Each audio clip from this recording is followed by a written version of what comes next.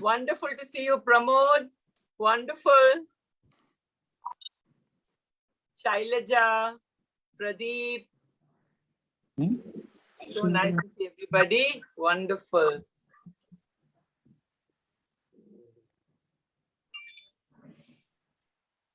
Hello, Vijay. Hi.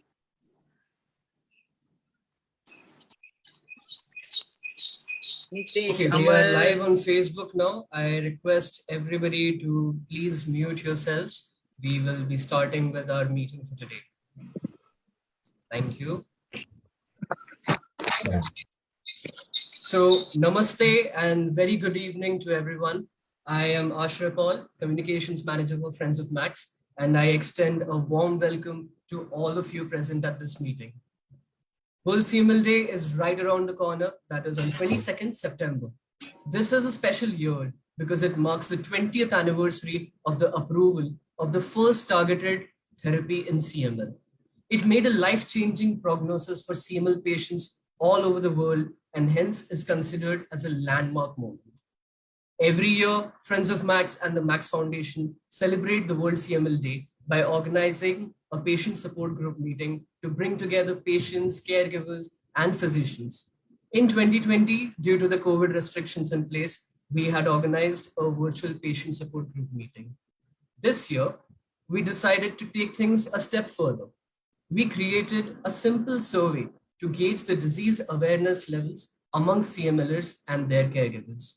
Almost 2 months of planning, revision, and efforts have culminated into this virtual gathering that we are attending today. But more on that later. First, let us know what exactly is the World CML Day. Why is it a day not to be observed, but to be celebrated? To tell us more on this, please welcome Mumbai Ka Bhai, Friends of Max trustee, Pramod George. हर इंसान का एक birthday होता है। हम अपने birthday बड़े धूमधाम से मनाते हैं। हमारे जीवन में 22 और 9 की क्या अहमियत है, ये शायद इस ग्रुप में किसी व्यक्ति को बताने की जरूरत है। सबको पता होगा, बट अगर कोई है जिसको पता नहीं है, let me share it. We are all blood relatives, fellow Philadelphians, हमारे खून का संबंध है। A girl in room number 9 started visiting a boy in room number 22. उनके बीच में कुछ केमिस्ट्री सेटअप हो गया। इस तरह हमारा 9वां और 22वां क्रोमोसोम्स में कुछ लोचा हो गया और हम CML पॉजिटिव हो गए। Because of this dislocation between the 9th and the 22nd chromosome, 22/9 is selected to be celebrated as World CML Day, a day which is used to raise global awareness of CML. The CML advocates took the lead in making World CML Day a global awareness and on every 22nd of September. The Friends of Max, with the big support of the Max Foundation, started observing this day, and we have meetings. If there was no lockdown, we would have had a lot of meetings across in all the city chapters.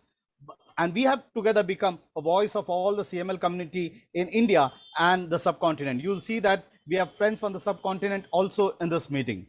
This marks the 20th year of this life-changing CML therapy. But still, there are a lot of people who are not getting the access to treatment.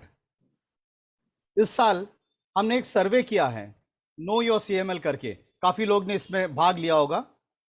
इसके बारे में बहुत कुछ चर्चा होगा हम आगे के हिस्से में। करीब 700 लोग इस सर्वे में पार्टिसिपेट किया, and they gave us a lot of meaningful insights and information about CML. So happy birthday to all fellow CML survivors. Thanks to the time and efforts which the researchers of Novartis and other pharmaceutical companies took in finding a solution to the medical conditions that we have and giving us a second life. We say happy birthday because this is our second life. Hope today's celebrations gives us better insight, and our expert panel comprising of physician, patient leaders, the Max team, the FOM trustees analyze, and we are more benefited by the survey and this results. Happy birthday once again. Over to you, Ashray. Thank you, Pramod, for that lovely introduction. दोस्तों, जहां भाई हो वहां भीड़ों को कैसे miss कर सकते हैं? And today our Bhido has an important message for you. Today, 2 months ago, when we decided to prepare our Know Your CML survey, we knew that it would take a lot of time and effort, and it should serve a purpose, not just for today, but also for the future. So to tell you more about it, please welcome Friends of Max trustee, Nirmesh Prakash. बोले तो भाई ने बोला कि अगर भाई का photo दिख रहा है तो फिर वीडियो का फोटो कैसे दिखेगा, इसलिए आपको एकदम सिर्फ ऑडियो मोड में है बोले तो। और क्या है, आपने घर में थोड़ा लोचा हो गया है तो वाईफाई बीफाई में थोड़ा प्रॉब्लम आ गया है, पानी घुस गया है, बारिश बॉम्बे में बहुत हो रहा है, आप लोग को मालूम होगा। तो मेरा सिर्फ आपको आवाज ही आएगा, फोटो नहीं आएगा। और आप लोग तो सब जानते हैं कि वीडियो का आवाज ही काफी है लेकिन जिसको भी अपने से फेस टू फेस बात करने के अपन सेपरेटली व्हाट्सएप पे बात करेंगे। बोले तो संडे का टाइम शाम को एकदम खाली है तो अभी भाई ने एकदम मस्त चिकना इंट्रोडक्शन दिया है कि ये इस 9/22 का क्या इम्पोर्टेंस है। तो 9/22 का इम्पोर्टेंस तो सब लोग समझ गए, लेकिन अपने बहुत भाई बहन लोग हैं जो लोग नहीं मालूम है, जो लोग एक्चुअली 9/2/11 ही बोलते हैं। तो हम लोग ने सोचा कि थोड़ा टेस्ट करने का, टेस्ट अपन सब स्कूल में पढ़ाई करते थे तो टेस्ट होता था। तो ये सर्वे जो है, ये जो भाई ने बताया और आश्रय ने बताया, ये एक्चुअली सर्वे बोलने के लिए है। एक्चुअली आप लोग का टेस्ट ले रहे हैं अपन, और जिसका टेस्ट कम मार्क आएगा उसको उसका सुपारी देने वाले हैं। तो अभी मोटा मोटा आपको बताते हैं कि हम लोग ने काय को चालू किए है। तो पहली चीज तो ये है कि सब लोग को लगता है कि सबको सब कुछ पता है, क्योंकि 1-2 मीटिंग में आ गए फ्रेंड्स ऑफ मैक्स के सब डॉक्टर भाई लोग को सुना तो सब मालूम पड़ जाता है। लेकिन क्या है, सब अपने में से बहुत सारे लोग 5 साल 10 साल 15 साल, अभी तो 20 साल वाले लोग भी है जो कि ये मेडिसिन के साथ में और ये बीमारी के साथ में जी रहे हैं, लेकिन वो धीरे धीरे सब भूल रहे हैं क्योंकि उनके लिए लाइफ नॉर्मल हो गई है। भगवान की दया है कि उसके वजह से कि उनकी नॉर्मल हो गई है लाइफ, लेकिन ये भूल नहीं सकते कि हम लोग सीएमएल के साथ में जी रहे हैं। तो ये सीएमएल के साथ में जी रहे हैं, तो ये कैसा याद दिलाएं कि आपको अपने बारे में और अपनी बीमारी के बारे में याद रखना। तो अपन लोग ने सोचा कि बोले तो ये सर्वे करते हैं, ये नया आइटम आया है बाजार में, तो अपन भी ट्राई करते हैं। और अभी कोविड के टाइम में तो क्या इंटरनेट से व्हाट्सएप से सब होता है, तो बोला ट्राई करते हैं। तो हम लोग ये क्यों कर रहे हैं? हम लोग ये इसलिए कर रहे हैं कि बोले तो फ्रेंड्स ऑफ मैक्स फाउंडेशन और जो भी हमारी नोवार्टिस और दवाई की जो कंपनी है, वो लोग ने बहुत सारे हमको इंफॉर्मेशन दिए है, लेकिन वो जो ज्ञान है वो आजकल लोग भूल रहे हैं। मैं देख रहा था अभी हम लोग ने सर्वे किया है, उसमें कुछ लोग को सीएमएल का मतलब क्या है वो भी मालूम नहीं है। तो हम लोग ने सोचा कि ये टेस्ट करते हैं कि अपने पेशेंट लोग को कितना याद है, नहीं याद है। तो पहली चीज हम लोग ये क्यों कर रहे हैं सर्वे, क्योंकि हम लोग को मालूम पड़े और सबको बताएं कि जो चीज जब आप पेशेंट बने थे या केयर गिवर बने थे, तो उस समय तो सब लोग सब अच्छे से पढ़ाई करते थे, लेकिन उसके बाद में थोड़ा पढ़ाई भूल गए। तो ये याद दिलाने के लिए, आपकी इंफॉर्मेशन को ताजा करने के लिए कि ये सीएमएल है, ये 9/22 का लोचा है, और ये आजकल नई दवाई ये है, क्या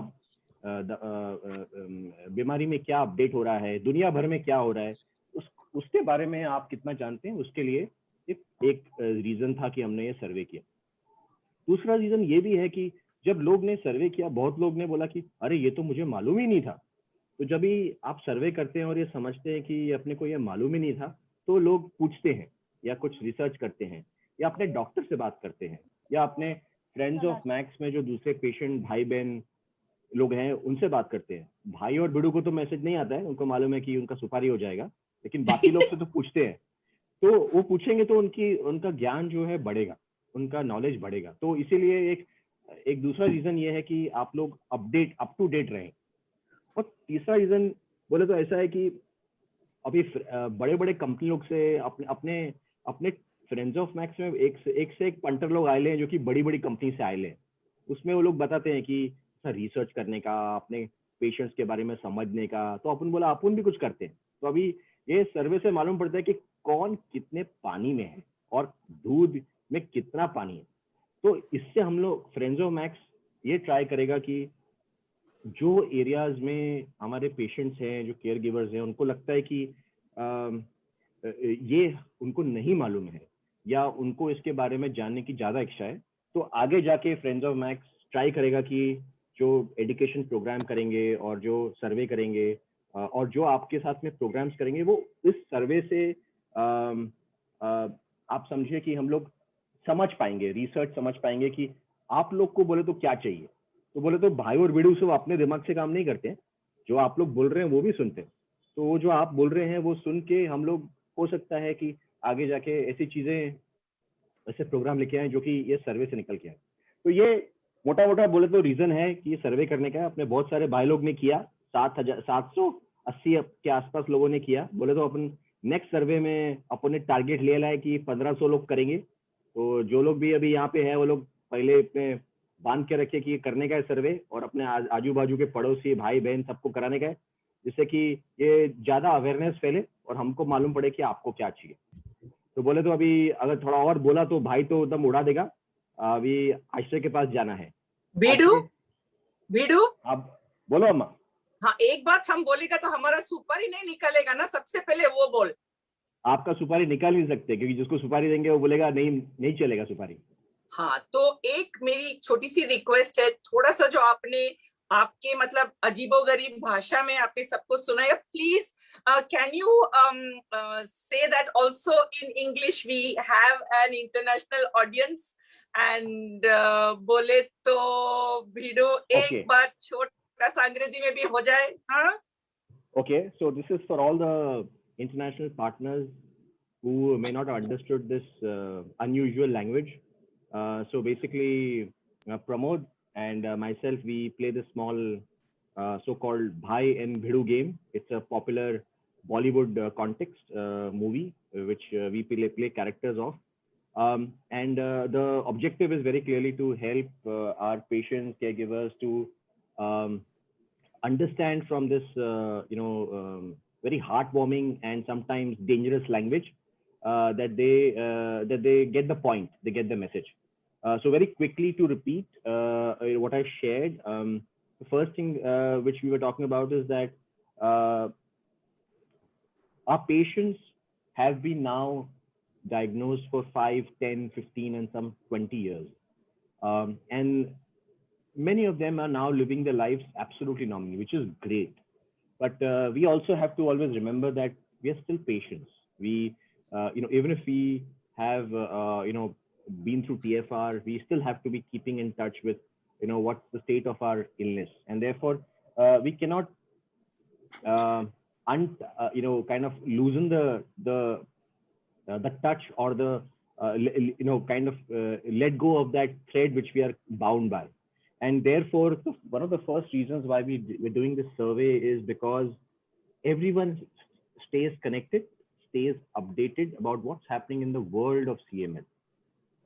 New medicines, new techniques, new updates of research. Everyone is up to date. That's the first reason. The second reason is also that Friends of Max is lucky that we have such great doctors, the Max Foundation's network, and other patients who bring in a lot of knowledge. And I think as a part of our motto, together we share and learn, we want to share that learning. So a lot of patients and caregivers who took the survey, and there were 783 of them as of now, they actually were surprised that they did not know some of these questions. And a lot of them actually then researched, whether it's Google or their other Friends of Max, colleagues or doctors, Max Foundation team, they would go back and ask. And that itself, I think, is a good start for people to getting updated. And the third reason, the reason we did the survey and we want to do it going forward, is that we get to hear the voice of Friends of Max. And we also then get this feedback that what should Friends of Max and Max Foundation be doing going forward, which could help the patients, help the caregivers, areas where they need more support, which we may not be otherwise able to, understand without such tools and surveys. So those are the broad 3 areas, and we hope that we will do many such surveys, and these will be helpful to the whole community as such. Okay, बोले तो अभी आश्रय, आपको अपने mic दे लिया है, आपको जो बोलने का बोल डालो. Thank you, Nirmesh. Thank you for that very entertaining Bhai and Bhidu style explanation. And you have put in all the points very, very aptly. And I couldn't agree with you more when you said that, today, because of the drug, we are all leading a normal life, but we should not forget that we're still CML patients. It reminds me of Jan Gisler's example of tiger in a cage, which he had shared at our leadership summit earlier this year. Okay, friends, now it's time to move to our main event for this evening, the analysis segment. I will be your moderator for this segment along with a very special someone. I have heard people call her several names: the life of every meeting, the lady who hasn't aged in 20 years, etc., etc. But really, there is only one name that the whole world knows her by: Amma. Please welcome Friends of Max Trustee and the Max Foundation's region head for South Asia, Vijay Venkatesh. Amma, would you like to say a few words before we begin the presentation? Thank you, Arshay. Thank you for those kind words. I'm like yeah. So thank you, Pramod. Thank you, Nirmesh, for explaining so lucidly and so clearly and in such an absolutely fun manner what World CML Day is all about and what the survey is all about. And I think it is very rare to think that we actually celebrate a cancer. But CML is, and our journey with CML is something that it cannot but be celebrated, because in these 20 years, we've become a family. We've become such a moving force, and I don't want to say anything more because both Bhai and Bidu have said exactly what they have to say. I'm seeing more than 100 people just now on this meeting, and I'm so proud of each and every one of you who have joined in. And of course, before I hand it back to Arshay, you're doing such a wonderful job, all the preparations, everything. I also want to make a very special thank you to the only person I see on my screen wearing a Friends of Max t-shirt, our most devoted friend, Dr. Pankaj Malhotra. Welcome, Doctor. Thank you for being with us. Thank you for being with us. Over to you, Arshay. Thank you. All right.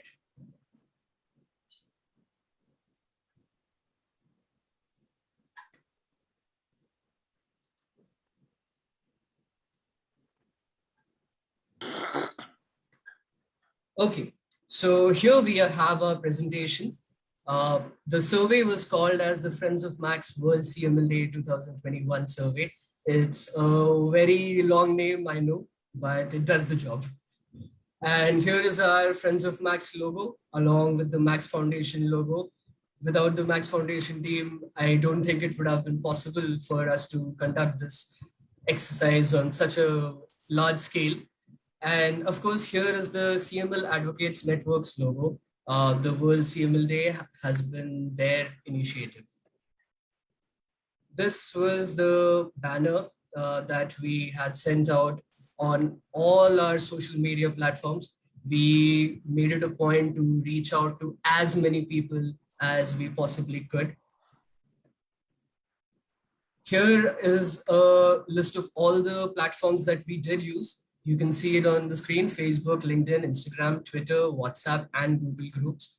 The Friends of Max is very active on all of these social media platforms, and we try to reach out to as many patients and caregivers and other CML groups across the world. And as a result of our efforts, we managed to get responses from 783 people across 17 countries in the world. I think except South America and Antarctica, we have managed to touch every single continent. And I think that is very impressive. Here is a brief profile of our respondents. As you can see, 85% of our respondents were CML patients and 15% of them were caregivers of CML patients. Here is some more information on our respondents. 15% of the people who took this survey across the world said that they were not a part of any patient support group. And this slide is very significant because it deals directly with the theme for this year's World CML Day, which is access is needed. Interestingly, the same percentage of people who responded from India also said that they were not a part of Friends of Max. Now, let me introduce you to our expert panel for today.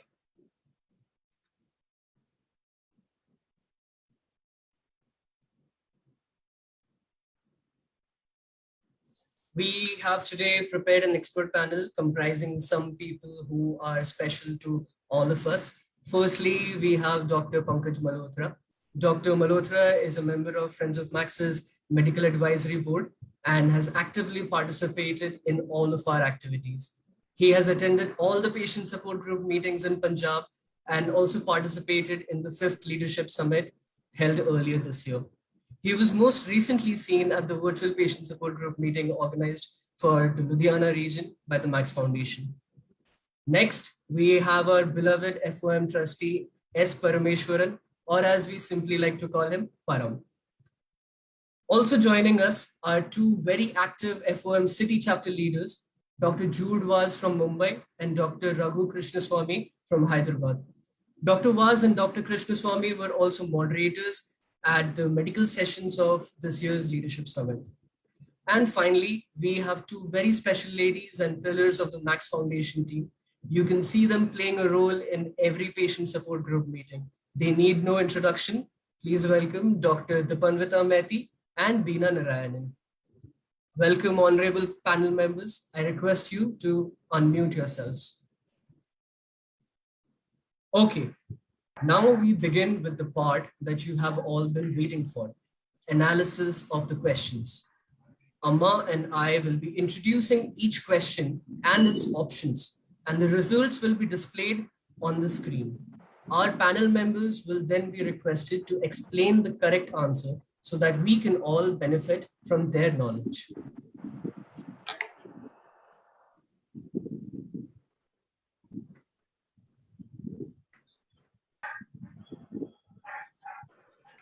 So, Amma, would you like to take the first question? Thank you, Ashray, and thank you to our amazing panel members who have given us this time. As Nirmesh had said, that he, as we were looking at the responses we got, it was very surprising that actually, almost 7% of our respondents really did not know the full form of CML. And put it in another way, only around 89% actually gave us the right answer. Beena, this is your question. Please, can you share your insights on this, and as why do you think this has been so apparent, and being part of the Max Foundation leadership team, how do you think this response is going to help us tailor our awareness and education interventions with the patient?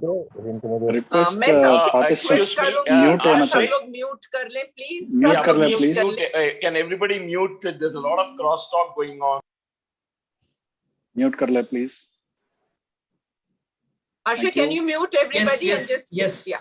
Everybody except the panel members have been muted. Exactly. Thank you. Okay. Okay, thank you, Vijay, for that very important question. Like you said, even I was a little bit, surprised to see that there were more than 7% of people who did not know. I mean, 89% only knew, despite creating awareness through meetings and having our WhatsApp group and having a full-fledged awareness sessions there. Still we found that so many people did not know, and I basically feel that these are people who are not connected to us in the way we want to. Sorry. Okay, in the way we want to, and I would definitely, maybe they are not there in the WhatsApp group, they are not there in they have not attended many meetings, maybe they are from remote areas, maybe they are not aware of certain things. So our aim should be to see that we can get in touch with such patients who are far away. Maybe we also noticed that when we were creating the WhatsApp groups for meetings, there were a lot of people who were not even aware of what a smartphone is. So probably, from our side, we need to, find ways to get them on, especially to the WhatsApp group, and have more awareness sessions, like, just post valid, important aspects of the disease and diagnosis and treatment, options. I mean, various other awareness things that we can share with them.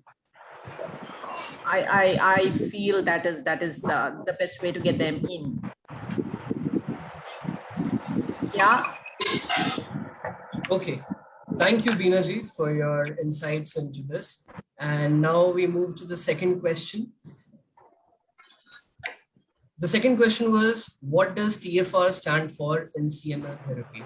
And as we can see that only 63.8% people have managed to give the correct answer for this. Dr. Jude Was, I request you to kindly tell us all about what treatment-free remission is, and over to you. Treatment-free remission is technically what we mean by state that is achieved once we have begun our treatment on Gleevec, and find that we have reached a stage where our monitoring by BCR-ABL shows that we're at 0. This comes in stages. We begin with a cytogenetic response, and then finally we go into a molecular and a deep molecular response. And what we all aspire to, and which leads to us being declared as fit to get ourselves weaned off Gleevec. Now, you will notice that in this state of where we can manage to be in remission without any further treatment, once we get there, we are often offered the choice to stop taking the drug. Now, this is something that is very strange, that once we have reached here, many of us who are even offered this begin to have second thoughts about leaving the drug, because it's a case of why upset the apple cart. I'm doing so well with Gleevec, why should I stop it? Because there is always a fear that it may come back, and that is what treatment-free remission is all about. Now, the fact that looking at these statistics, about 60% have said that they correctly what it was. It is a little strange that others have not been able to tell this, but I think many of these I want to point out here is that perhaps the way this is worded and the fact that all the questions are addressed in English, I think maybe some of the people had a problem because of not having been proficient in the language, and maybe this kind of a statistic is more among the vernacular people who do not understand this. Dr. Was, sorry, extremely sorry for interrupting you. but we did translate the survey into Hindi, and we had circulated it amongst all our Hindi speaking areas. So Okay, then I guess then that cannot be considered, because if they've had it in their languages, then But I do believe Dr. Jude might have a fairly valid point here. Because it is not just English and Hindi. We have patients who speak a whole lot of other languages, and also levels of education.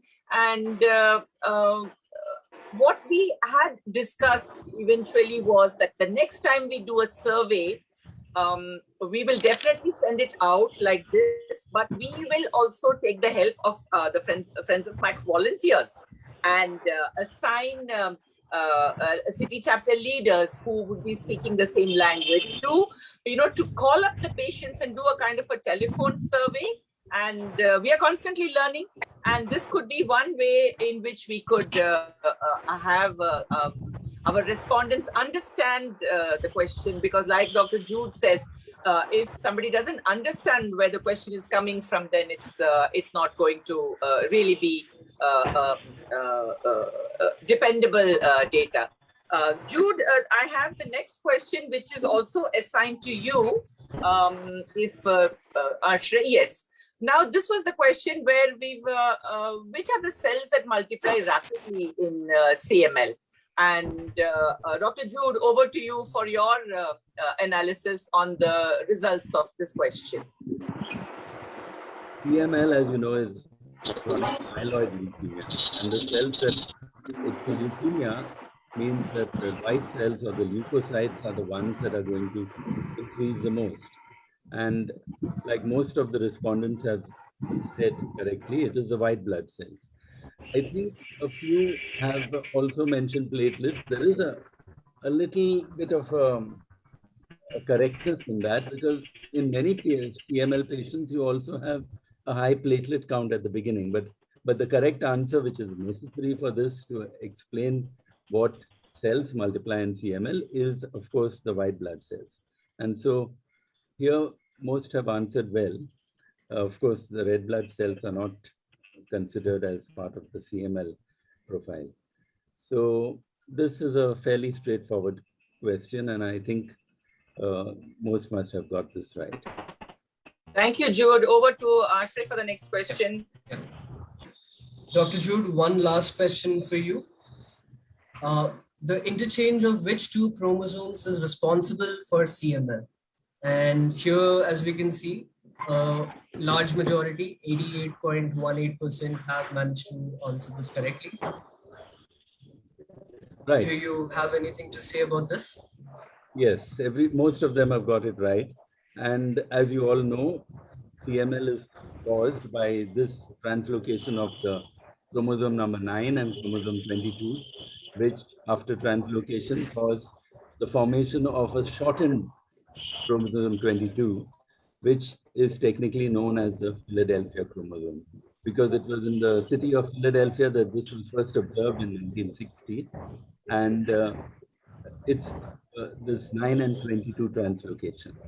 Now, we've also used this as the date for celebrating World CML Day, like 9/11, here you have 9/22. And very strangely, and by a coincidence, the world now is memorializing 9/11, which took place in 2001. And CML is also in the 20th year. So these two events took place in the same year. So 9/22 is the chromosome translocation that gives this interchange, and that causes the BCR-ABL. And BCR-ABL is a protein that forms in excess because of an excess production of tyrosine kinase, as you all know. So this is the sequence of events that leads to this particular chromosomal translocation. Thank you, Jude. Before going on to the next question, which is for Dr. Deepanvita, I would also like to ask all the members of the panel at any point in time, please, if you would like to, join in and add to the discussion, please feel free to do so. Dr. Pankaj, Dr. Raghu, Deepanvita, Veena, please at any point in time, please feel free to do that. And with the permission of the panel, if I can also share a little bit of trivia. ये जो world CML day जैसे doctor जूड ने कहा 9/22 we have been celebrating and observing World CML Day I think for about 11 or 12 years. It was actually a CML patient in Canada who said that let us observe 22nd of September, which is the 22nd day of the 9th month of the year, because जो जैसे हमारे भाई और Baidu ने कहा ये जो 9 और 22 के बीच में जो लोचा हो रहा है, let us observe that because that is how CML was born. So I thought that was something I would have liked to, I wanted to share. Dr. Deepanvita Maiti, our program head for the Max Foundation, we have the next question number 5. See, जैसे आपने देखा होगा सर्वे के question by question हम लोग जा रहे हैं. पहला क्वेश्चन, दूसरा, ऐसे ही आपको सर्वे में दिखाई दिया था. So this is exactly how the questions were in the survey. And so this question was, which of the following is first generation TKI, tyrosine kinase inhibitor? ये जो सारी दवाइयां हैं for CML, all the medications, because this is what they do. They inhibit the production of the protein with the tyrosine kinase. So जो major 3 TKIs जो हैं, एक तो है bosutinib, एक है imatinib, and then we have ponatinib.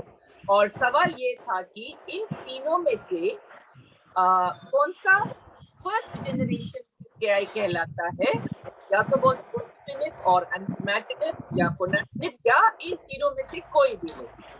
So, Dr. Deepanvita. Yes, Viji, you said it right, but I'll just explain a little bit so that people understand even further that yes, obviously it is a treatment for CML, and the CML patients, what is the abnormality there, right? It is a BCR-ABL, that is the protein which is getting generated, but it's not in normal cells, which they have not. Normal cells don't have the same protein because it is sort of mutated, right? So these proteins are obviously making tyrosine kinase. So if we have to inhibit, we have to make tyrosine kinase inhibitors. So obviously drug is made to target these tyrosine kinases so that it can be inhibited. So when it says first generation TKI, means that first line of treatment. I feel that people have obviously answered, but I would guess that since they are picking up the supply also from the outlets or anywhere nearby, I thought they will know more, but there could be a reason I feel that the number or percentage is less of the same imatinib. Most of the time, I think they are thinking of Glivec. So if, let's say, we would have given in bracket the the nickname of these medicine, imatinib, maybe would have been more, another 5% would have been gone, knowing it. I feel, I'm not sure, but yes, it is the first line of treatment. That's why it's called first generation TKI. Yes, thank you, doctor. In fact, I agree with you, because many times what happens, as a patient or a caregiver, I think the brand name is always what is remembered, because jo prescription mein jo likhta hai na, it will be either Gleevec. So had we put it in bracket as Gleevec, probably the patient would have immediately, because imatinib is what the ingredient is in the drug. So that's a technical name. So I agree with you, and probably Gleevec would have been more this. And probably as a part of our education program, we can keep telling Gleevec has imatinib, and that's the first line of treatment. Thank you. Doctor. Yeah. So I think we could do it in bracket, maybe Glivec, and I think people can relate to. That's what I feel. Thank you, Param. Yes. Okay, over to you. Thank you, Deepanvita ji, and those were some really good insights. I agree with you and Param. We don't say cornflakes, we always say Kellogg's. So Yeah, Yes. that is something that we should keep in mind when we conduct a similar exercise next time. The next question is also for you, Dipanvita ji. It's which of the following is a second generation TKI? So can you please tell us Yes. about this? Yes. And also, as you can see on screen, this is a frequently missed question. That means almost half of the people did not even bother to answer this question. Correct. It's a very confusing one, I think. Yes. Okay, so second generation TKI means the second line of treatment. When the first line fails, patients are intolerant of the first line of treatment, then obviously doctors suggest these second generation TKIs. Among these second generation TKIs, dasatinib, nilotinib, and bosutinib, all three of them are considered as second generation TKI. I feel here also would help that dasatinib in brackets Sprycel, nilotinib, Tasigna. I'm sure most of the patients knows Tasigna. Bosutinib, Bosulif. We can put that. Maybe it will help 1% of more, increasing the percentage of knowing. But otherwise, it is obviously based on the situation of the patient, the individual patient's condition, and when they are intolerant, these are the drugs as a second line of treatment doctors are prescribing. Over to you. One thing I'd like to add here, Dr. Dipanvita, and of course Dr. Pankaj can add to it, and to the benefit of the audience, is that today having 20 years in CML, and when I talk to the treating doctors or when I get a new patient, very recently I had few patients out in Bangalore. One of the silver lining or one of the hope in CML is over and over imatinib, we have these second line of treatment that is coming up, and doctors are so impressed when they talk to the newly diagnosed patients. Okay, agar ye nahi to, you have this. If not, you have this. And I think from a CML perspective, this is one area where we can really see the cure is coming together, and this is a great news for the CML community that can see that we have lines of treatment rather than going into a transplant, and that's a great news for the community. And really, if this along with the access program comes together, I think this community will have a very long leading a quality of life. Maybe Dr. Pankaj and Doctor can add anything more on that. Thank you. Can I say a word here? Yeah. Please go ahead. Doctor. Yeah, I just wanted to emphasize to the larger audience that these are second generation TKIs. Yani they have been discovered later than imatinib, but they are not second line treatment. Yani aajkal there are quite a few doctors who are handling CML patients who believe that they may even start with nilotinib before you even think of starting imatinib. So I just wanted to differentiate between second generation and first and second line therapy. Thank you. Very good point. Yes, obviously, there is a major difference between second line and second generation. Absolutely. Yes. Yes, I agree with what Dr. Raghu has said. So, it's like when a new version of software comes, you have like Pentium 1, Pentium 2. So similarly, imatinib was the first drug. The second generation TKIs are more potent and they are more effective than the first line. So this is how the medicines in the treatment of cancer comes. So they are the first generation which comes first. Then you discover more potent drugs which have more effective, and then you call as second generation. So Dr. Raghu, very well, you have explained it very well. Thank you so much. May I take this opportunity to say something else also in the one of the previous slides, and this is just my suggestion. So when we were talking about 922 translocation, so it's just an idea which has come to my mind that can we create a helpline number by 922? In US we know that we have 911. So if we can create an all India number which is a CML helpline 922, that will actually help the patient also. It would create awareness also. I'm not sure whether we can create that number or not by talking to the telecommunication, but just a suggestion which came to my mind. Thank you. That is such a lovely idea, thought. Dr. Pankaj. Good thought. Thank you Very good so thought. much. Amazing idea. Absolutely. Yeah. Umang, Very good will you take the idea. next question? Very nice. Very Excuse nice. me. I would like to say something, if I'm allowed. Yes, of course, Anil Nagpal Anil. this side. Okay.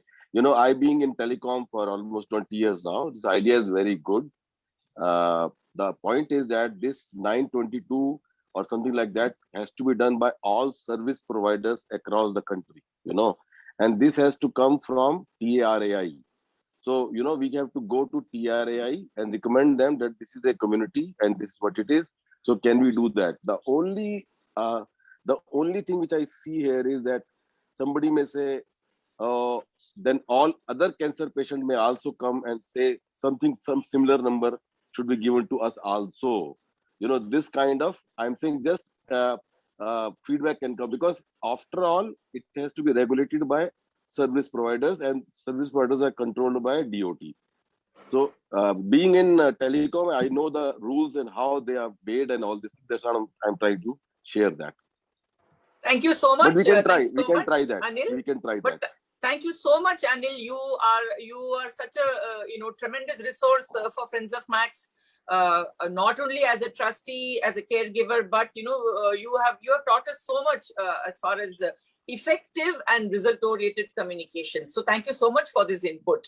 Ashray, I love the way our discussions are going on, and I'm grateful to the patience of our panel members. And मेरी आशा ये भी है कि जो सुन रहे हैं सब लोग, all of our team that is listening, I hope you're all taking notes, and really this is amazing information. Dr. Deepanvita, in the same line, we thought with this survey, when this survey was conceptualized, understanding what ponatinib is, what imatinib is, what bosutinib is, what nilotinib is, and we're all seeing, even we who are not medical, persons, we found out that TKIs, almost all the TKIs ends with IB or other NIB, and I'm very curious what that NIB stands for. But here, this is now, we are now looking at third generation TKIs, CML patients all over the world living amazing lives, not only extension of life, but also quality of life. And yes, the reality is that there will be disease progression. There will be not, the exact medical term is evading me, but not responding and having to look for other treatment options. So now the big word is third generation TKI, after Gleevec or imatinib, after Tasigna or nilotinib, after Bosulif or Bosutinib and Sprycel or Dasatinib. We had the advent of Iclusig or ponatinib. And so this was the question that was put across: which of the following is a third generation TKI? Primarily to know how many people had heard of it. Now for me, both this, ponatinib, 45.10% knew of ponatinib. At the same time, almost 29% said that third generation TKI does not exist. I think here, I leave it to you, Dr. Deepanvita. I think really need to work very hard on these areas of disease information and education. Over to you, Dr. Deepanvita. Yes, absolutely, Vijay, you are right. Yes, third generation TKI is ponatinib. That's the answer, and 45% patient have actually correctly mentioned. But yes, it's really not good to see the other answers, that they don't know that there is an existence of third generation TKI. And this is a very critical one, I would say. In CML patients, when first generation, second generation, everything falls off, there is again another hope. But this one is very much selective. Why these first generation, second generation is not responding, right? So there is another mutation, which is, I'm sure you must have come across, but this mutation is T315I, which you have to identify by RT-PCR and identify exactly where it is then only this treatment can be started and initiated. And obviously this is very, very specific and individualized, patient specific factors of their cytogenetics, means what is the cell's behavior, what is the status of the cells, what is the chromosome mutational stage, everything has to be known before we come to a conclusion that yes, this patient can be helped with the ponatinib, that is the third generation TKI. Their mutational profile, their age, their other comorbidities, and their other adverse events also for this selection of this ponatinib. But it is available. Ponatinib also known as Iclusig, and it is manufactured by Ariad. So it is approved as usual in United States around 2012, and afterwards in Europe it has been launched around 2013, and afterwards here it is. But yes, it's very sad to say that ponatinib is not available in our in India. So possibly that could be another reason that patients don't know that ponatinib third generation TKI is available. And yes, we have program which is open now for 60 patients, which is a very selective one. Through physicians only we get approval and choose patients for this treatment. But yes, we have 60 slots in this program and it's all occupied by now. So we are hoping that yes, we can provide even further help through ponatinib. So this is all about, I can say, if anyone else want to add anything, if I have missed anything, please add here. Param or Dr. Raghu or Dr. Pankaj Malhotra, please. No, it's quite apt, Doctor. Okay, thank you. Okay. Over to you, Ashra. Yes. Thank you, Dipanvita ji. And moving on to question number 8. Which CML mutation cannot be treated with first and second generation TKIs?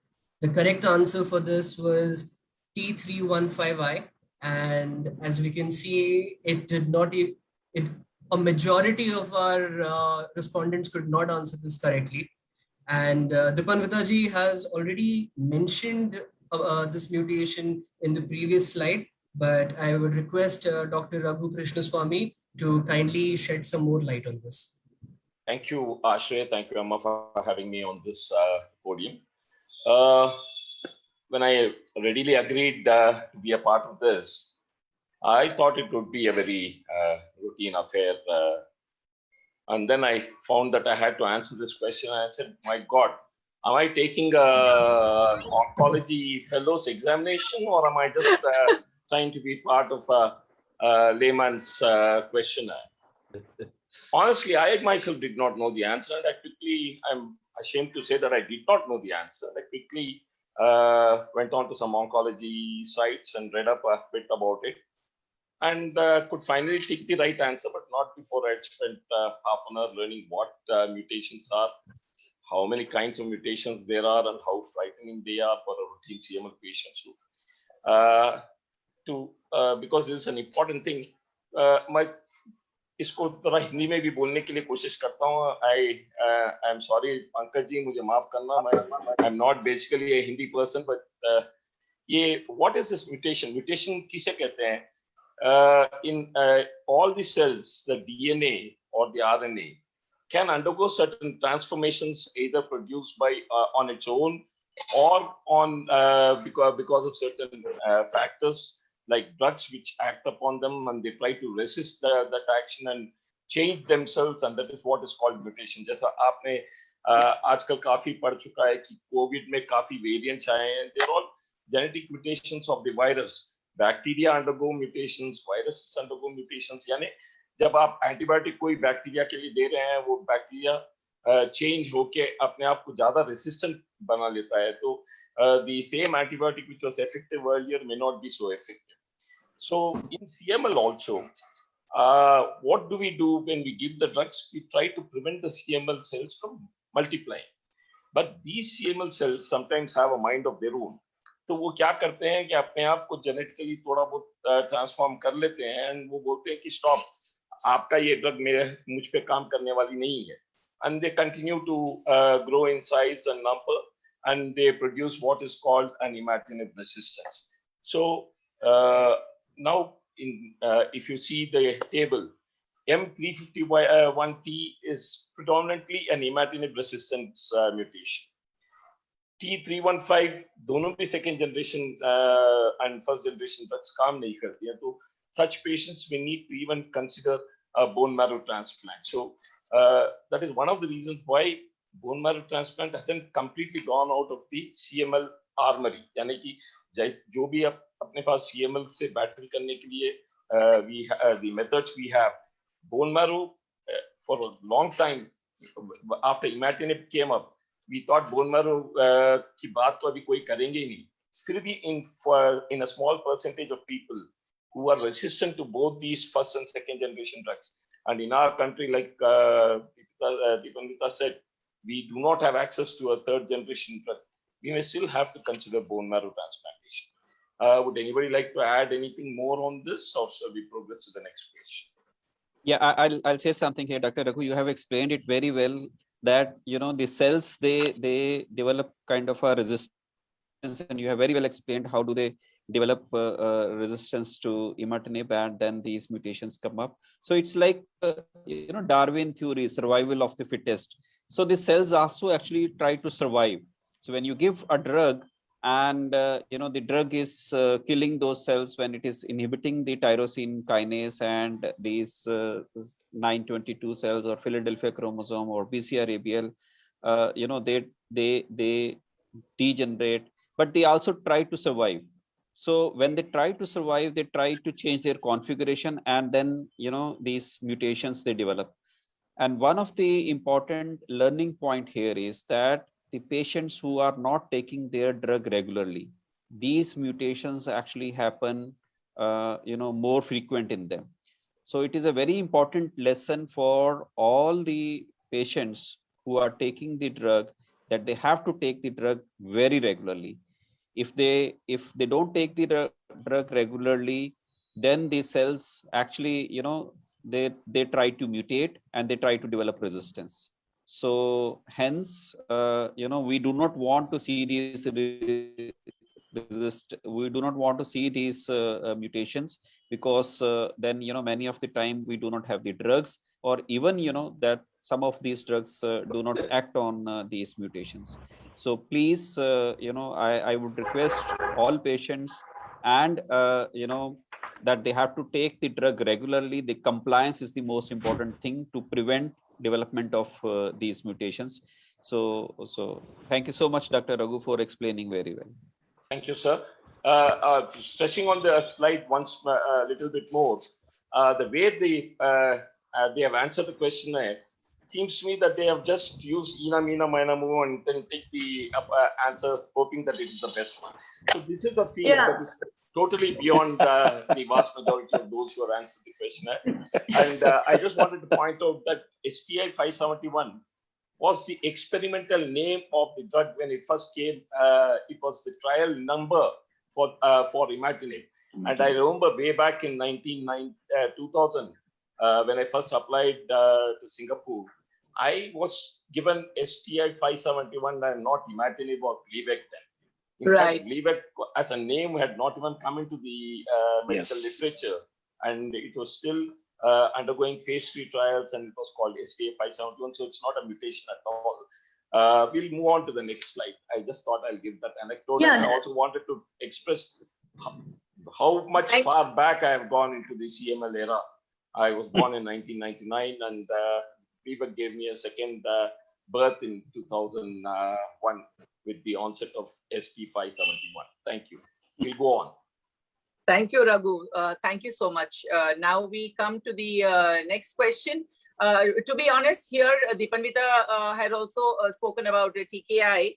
And before going on to this, Raghu, before asking you this question, which is yours, I also want to know, on the basis of the previous question you answered was very important, about the mutation, and Dr. Pankaj really explained in a very heartfelt manner why compliance is so very important.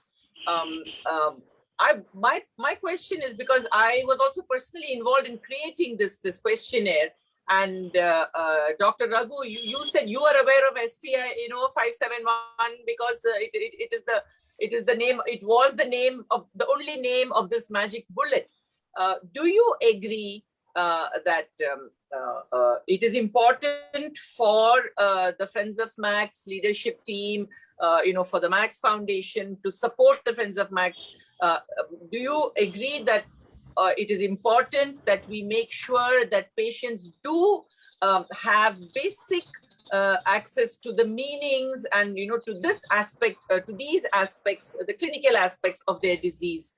Anyone on the panel, please feel free to answer this before we go on to question number 9, which is for Dr. Raghu. I think the importance of awareness is when you educate a person and educate a patient about this disease, about his condition, and what the disease means to him, what the disease actually is, you're actually educating him to fight a battle against a cancer, which can otherwise be dangerous if left untreated, or if inadequately treated, or the patient doesn't understand the meaning of compliance.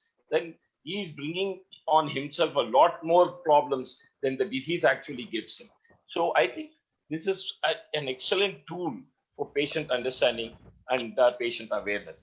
And I wouldn't worry too much. I mean, many of the questions which gave upward of 80%, I think that means the vast majority of people, at least those who are educated, who understand Hindi or English, understand the disease. Now, like Vijay mentioned earlier, there are a lot of rural backgrounds, and you must understand that quite a lot of children might also have taken part in the survey. And that is the reason why you have to have 10 or 12%. I don't think many of us are the kind of products that are generated today in the field of mathematics, where they get 99.99% in IIT examinations. I think we are ordinary human beings with possibly a brain power which is only about the 80th percentile of those God-made creatures. So I cannot expect 100% answer. If I got 100% answers in the survey, I would have thought that this is a cooked up survey. So this is a fantastic survey because it reaches out to the patient group, and it also shows, for me, when they answer the survey shows 80% above, it means there has been a tremendous dissemination of information to the patient groups and the caretaker groups. Thank you, Raghu. That means a lot, actually. And I also want to share something here. Dr. Pankaj might be, would be happy to hear of this. Dr. Pankaj, we have WhatsApp groups for all the cities, and we have we have like hundreds of patients who are in these WhatsApp groups. And when we sent out this survey, there was such a enthusiastic engagement. Patients, they were sharing each other's scores. They were asking their doubts. They were wanting to know which was the right answer. And that, I think, for me, that was one of the most beautiful aspects of this survey, that it got everybody together. Whether it was the patient group in Chandigarh, whether it was the patient group in Madurai, whether it was the patient group in Bhubaneswar, whether it was the patient group in Mangalore, or whether it was the patient group in Jalandhar, everybody was talking and there was a lot of engagement. And that वो बहुत अच्छा लगा कि सब लोग जो आप लोग आज जो सुन रहे हैं, everybody who's listening in, you made this survey a success. And Raghu, it's very good to know when you say that even if 80% or even if 60% have actually, got the answer correct, I'm really happy to know that you are happy with the dissemination of information that's been happening in the group. We have to keep track of time also. Next question, 9. Ashray, is it mine or yours? It's again Raghu's. It's mine. It's for Raghu to answer. Raghu, we've discussed a lot about this. What does TKI stand for? But we would love to. I'm happy to see that 73% of patients knew what TKI is. I mean, that's amazing. Yeah, in fact, it's so amazing that were I to give this questionnaire to residents in the oncology program, I'm sure the percentage would not be this high. I don't know whether Dr. Pankaj will agree with me or not, but if I gave it to a first-year resident of oncology, I doubt whether he would get it right all the time. Now, TKI, what is TKI? TKI, as you have seen the tick mark, is tyrosine kinase inhibitor. Now, why is it important? Now, tyrosine kinase inhibitor is a drug which inhibits an enzyme called tyrosine kinase. Now, what is an enzyme? An enzyme is something that catalyzes or increases the production of a particular thing. So, in this case, the BCR-ABL gene favors the production of tyrosine kinase, which results in an excess or a mass production of the WBC cells, and that results in the clinical manifestation of chronic myeloid leukemia. So when we talk about tyrosine kinase inhibitor, we talk about the various molecular agents or drugs, as you call it, which go and prevent the tyrosine kinase enzyme to act upon other cells and produce more and more cells. And that is why when you say, for example, for the first time you've been diagnosed as CML, and your doctor starts you on, say, imatinib or nilotinib, your counts, which were upward of 150,000 or so, which mine was initially, comes down very dramatically within a couple of weeks to almost normal. In fact, some people even face a situation where it comes below normal. So that is what imatinib does. It inhibits the enzyme that is responsible for the mass production of the WBC cells, and that results in myeloid leukemia. I hope I have answered this adequately. We are running short of time, but I would like further input from Dr. Malhotra and others. So I would just say, although again it is a little bit technical, but we have to understand. I'll tell the little bit story here also. The tyrosine kinase is an important enzyme in our body, and it actually helps in so many activities for the normal routine activities.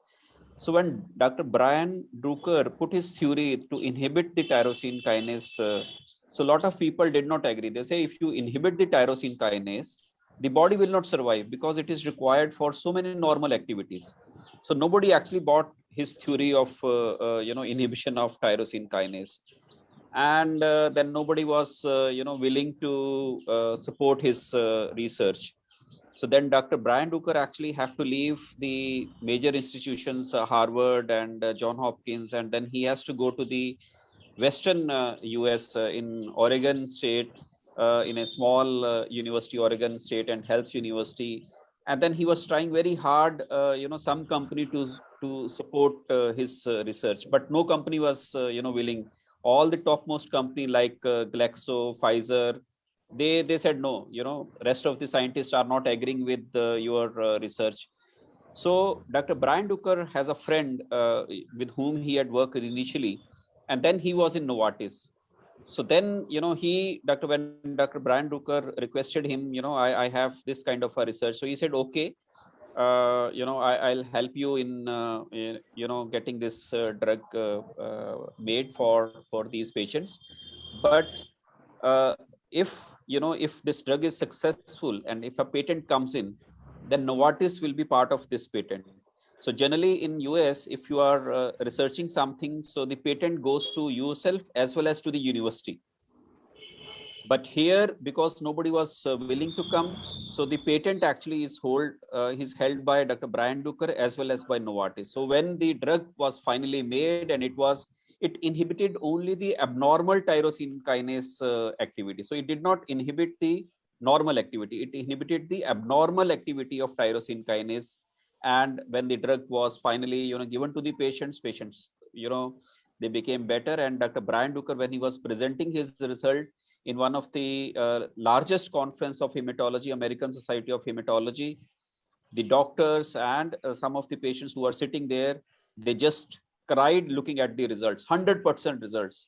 CML, which was, just 2 or 3 years lifespan, people becoming better, people 100% response rate, people were just crying there looking at the results of Dr. Brian Drucker. So this is, just addition to what you have said about the tyrosine kinase inhibition. Thank you. Dr. Pankaj, this is such precious information. This is, I'm sure, जो आज सब लोग जो सुन रहे हैं, we really feel that we are part of something truly historical. You know, as part of the CML fraternity, as patients, as caregivers, as advocates like us, all of us in Friends of Max and Max. Oh, what an amazing story, and how much we owe to Dr. Brian Drucker, and how thankful we have to be to Novartis. That is really something. That's really wonderful. Thank you, Dr. Pankaj, for sharing this with us. Thank you. I would also like to add that with the discovery of imatinib, Brian Drucker, it set off a chain reaction and the oncology drugs exploded. For example, we had very limited oncology. I think, I'm sure Dr. Adota will agree with me. In the early part of the 90s and the second part of 90s, we had a far limited choice of oncology drugs, and they were all drugs which had heaps of side effects. Like a man was totally destroyed taking treatment for cancer. With the onset of imatinib, tyrosine kinase inhibitor, let me say, a whole new world of oncology has been opened up. And today, it's one of the most flourishing fields with a tremendous influx of targeted therapy. That is where you specifically target a particular solid tumor and then deliver the tumor.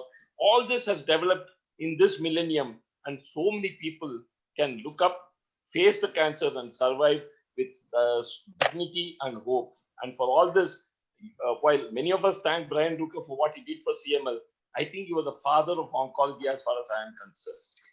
Yes, 100%, 100%. For all the lung cancer, kidney cancer, all these, for them, all these kinase inhibitor drugs are getting used. So it is, I totally 100% agree that it is a separate branch of medicines which have come into the oncology, and it is benefiting so many patients.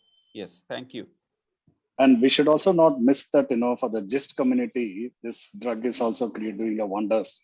And, that's how the research of this drug has gone and made those difference in people's lives. Very true, Param. Very true. So, Ashley, I think you're in charge of the next question. Yes. Thank you, Dr. Raghu and Dr. Pankaj, for all your insights. Dr. Raghu, I have another question for you. This is another frequently missed question, which means that most of our respondents found this very difficult to answer.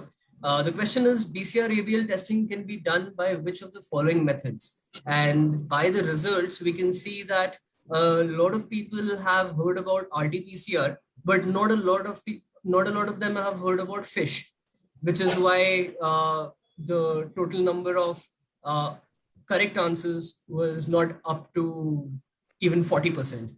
So can you tell us a little bit about these two methods? Yeah. Ashay, I sometimes feel that you have something against me, because you've probably given me the toughest questions in the entire group.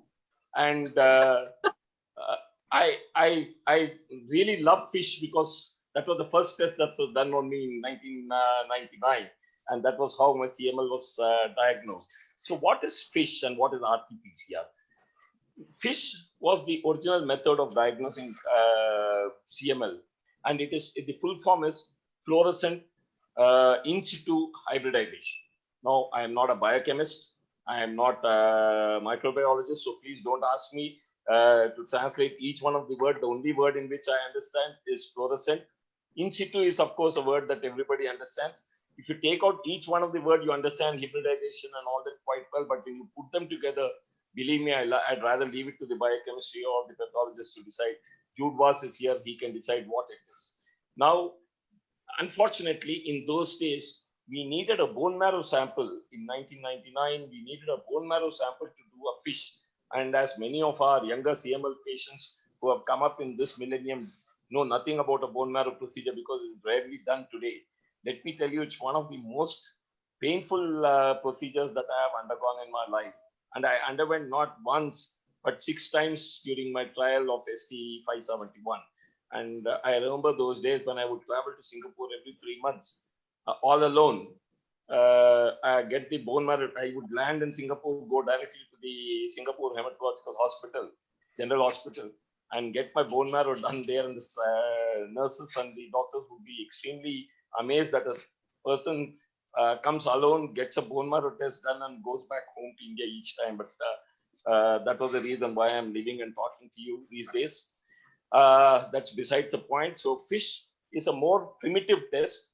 And then sometime around 2004 or 2005, I'm not exactly sure which year, reverse transcriptase polymerase chain reaction came about, and we could do this test for CML, that is to find out how many of abnormal cells are still circulating in your body. So RT-PCR was a test to find out how many abnormal cells are still there in your body. Can we label you as a cytogenetic remission or a hematological remission or a molecular remission or a deep molecular response? So all this is now based on RT-PCR. Fish, because it's less sensitive, cannot give you in the same logarithmic value that RT-PCR test gives you. And today, if you have an RT-PCR test showing a logarithmic value of 4.5, then you know that you are in deep molecular response, and then you can come to the treatment-free remission and all. I think I'll stop with that because I think I'm taking up too much time. We need to, there's still a lot of questions, and I'm sure a lot of people are waiting for Dr. Pankaj to talk other than the others. So over to you, Ashray. Thank you for those three set of questions. Just one, quite a bit about it. Just one comment, Dr. Raghu. I think RT-PCR can be more quantitative and fish can be more qualitative, right?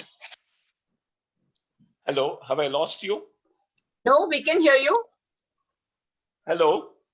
Dr. Raghu, Yeah, we can hear you. Okay. No, fish can both be, fish is actually quantitative. RT-PCR can be qualitative and quantitative. Okay, that's good. Thanks. And we have the conventional cytogenetics also, which was available before fish, which used to diagnose Philadelphia chromosome. Right. Yeah, right. yeah. I also wanted to make one observation here. Like Dr. Raghu said, you know, the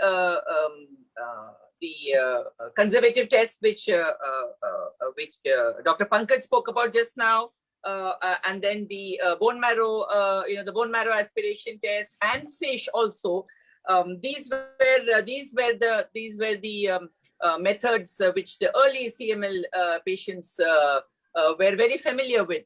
Today's generation just knows, you know, BCR-ABL, and immediately it's RT-PCR.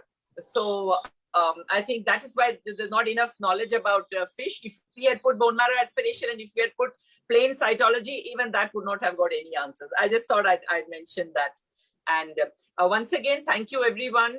I know this is really interesting, and yes, we always lag behind time, but we have some time left, and we have some really interesting questions coming up. Bina, the next question is for Bina ji. So sorry, should I share one or two incidents? Yes, of course, Dr. Pankaj, please. Yeah. So Dr. Goldman, I'm sure many of you know Dr. Goldman from UK, who was the one who had worked on CML for many years. Actually, he's one of the person who is also called you know, CML man, because throughout his life he worked on chronic myeloid leukemia. So in 2011, when he had come to Chandigarh and we had a patient group meeting, the MAC group meeting, I don't know whether Vijay remember that or not, because somebody asked this questions that bone marrow is a very painful procedure, and you know, is there any test which we can you know, do and avoid bone marrow examination? So as a scientist, Dr. Goldman said that, you know, when you are doing the bone marrow examination, many times we require a bone marrow from a normal person also to compare it. So he himself has got his bone marrow done 86 times. 86 times he got his bone marrow done. So that is, you know, the spirit of a scientist for the advancement of CML. You know, for so many years, he used to get his bone marrow done just to give a normal sample, how the normal bone marrow looks like. And that was the line which I remember from him. And I truly, you know, give my respect to Dr. Goldman, who is actually no more. But, you know, in 2011, he made this statement and we were so impressed by that statement. Thank you. I remember that, Dr. Pankaj. I remember that very well. And I remember also after the meeting, PGI had hosted this wonderful dinner in the lawns. We also had Dr. Michael Mauro with us. Many Yes. of our patients were there. I actually went up to him and, this was the first time in the sense, talking to him and interacting. I went to him and hugged him. I hugged him and I told him that, this is a thank you hug from all the patients for you, because that was so moving कि उन्होंने ना 86 बार खुद अपना bone marrow test के लिए दिया है ताकि पेशेंट के मतलब so that a proper result could be obtained for CML patients from a CML patient's bone marrow. Dr. Pankaj, thank you for reminding us of this. Really amazing. Thank you so much. So now Dr. Beena, yes, Beena ji. This was a very important question we all felt when we put this in this survey, that all patients and caregivers need to know what are the stages of CML, because especially aajkal, depending upon the stage, we know the treatment protocol also can change. And I leave it to Beena to comment on this really illuminating response for this slide.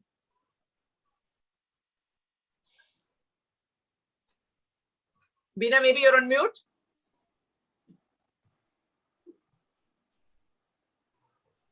Yeah, sorry, I was on mute. Sorry about that. So what you said is absolutely right. I was also surprised to see this, chart where you find only 5%, less than 5%, who is aware of the correct three stages of CML. Usually we see on the prescriptions that the patients bring, most of them carry chronic phase, so 400 mg. You see, and I know I have received calls whenever I speak to patients. I have been asked, what is this chronic phase, what is this accelerated phase, and what is this blast crisis. So it's quite surprising to see that most of them are not aware of it, and it's very important to know what these stages are. So like the answer here, it is chronic, accelerated, and then the blast crisis that we call. So a little bit on that from my side, what the chronic, so that participants do understand what the chronic phase is. It's when the leukemia is most stable and still developing slowly. Mostly it is the first stage when they are diagnosed. So, you have some 10% of blood blasts, that is in the immature white cells in the blood, and that is chronic phase. And then the next phase that they go on to is accelerated phase, where there are obvious symptoms and the blast is between 10 and 20. So that is the accelerated phase. And Beena, you went on mute. Somebody muted me. Ashray. I did not. I'm sorry. So the blast crisis is the third stage, where usually the blasts are about 30%, and there are certain developments in the patient's disease, progression of disease. So these are the minimum knowledge that I have, because I'm also not a medical person. So Dr. Pankaj, if you can add something more to this, it would be good. So, okay, no, you have explained it very well. So I explain it to the patient like this key chronic phase is just like a simple thief. And when it goes to the accelerated phase, वो डाकू बन गया है, and when it is blast crisis, तो वो एक terrorist बन गया है. Oh. So Wonderful. Can I ask a question of Dr. Pankaj here?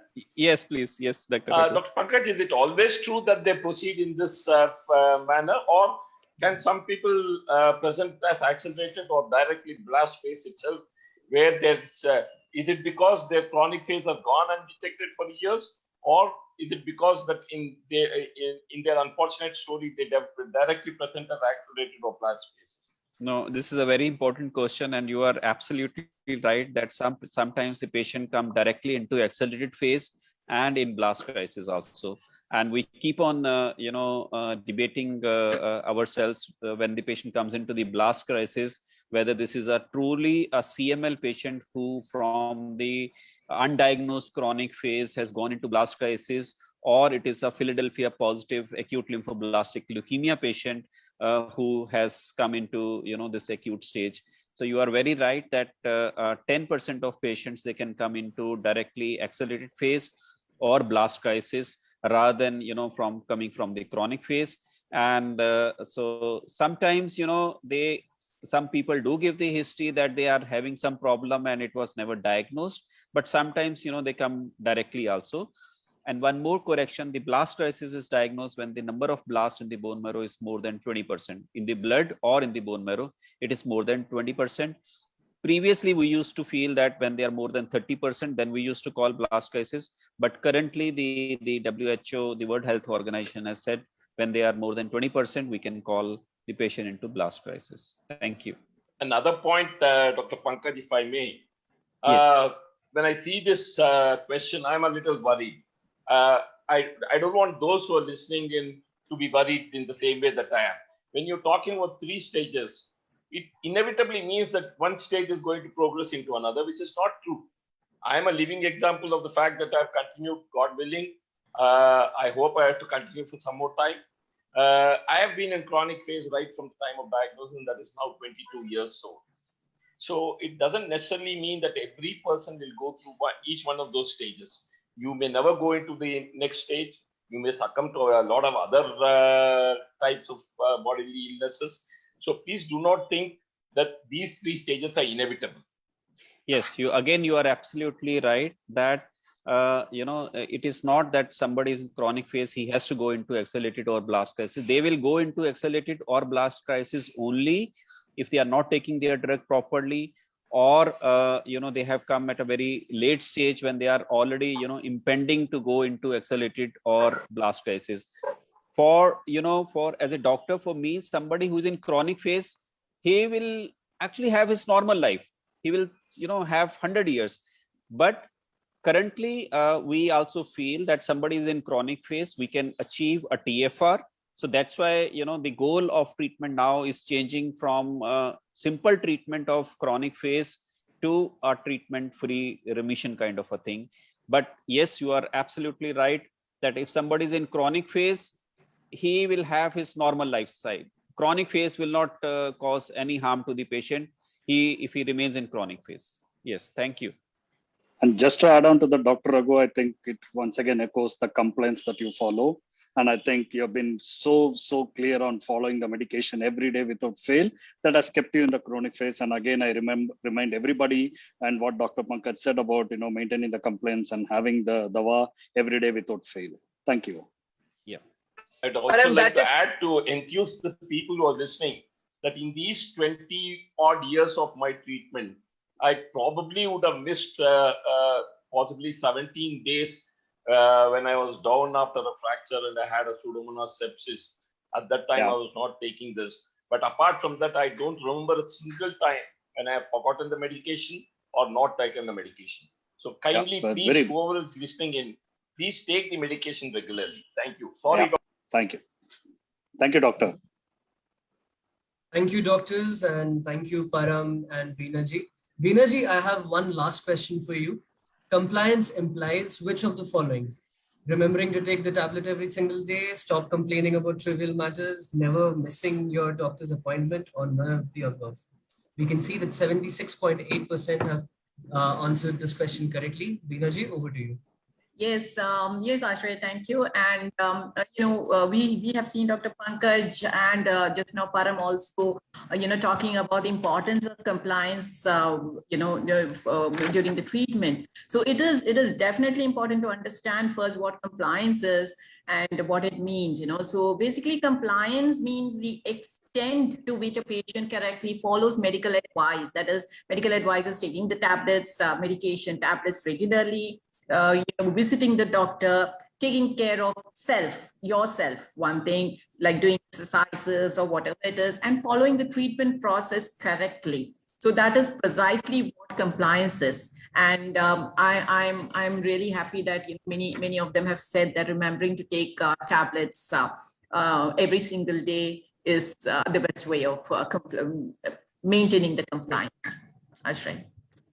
And Bina, I'm also so happy to see that,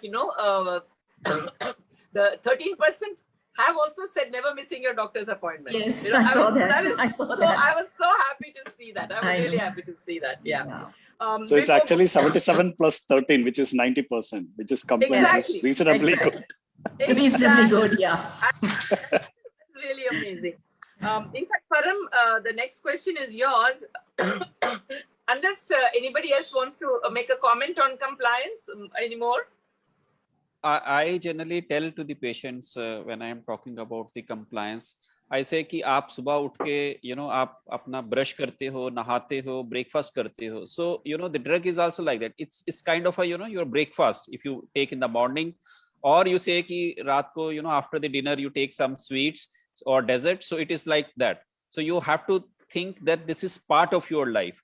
Unless you think this is part of your life, you will forget the thing. So जैसे आप you don't forget doing your brush or other things of daily routine activities. So make it a part of your daily routine activity. Only then you will remember this taking this drug.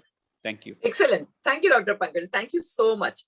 Param, we have an interesting question for you. I think the reason why this question is here is we have seen a lot of confusion in our patient group meetings. बहुत ज़्यादा confusion है कि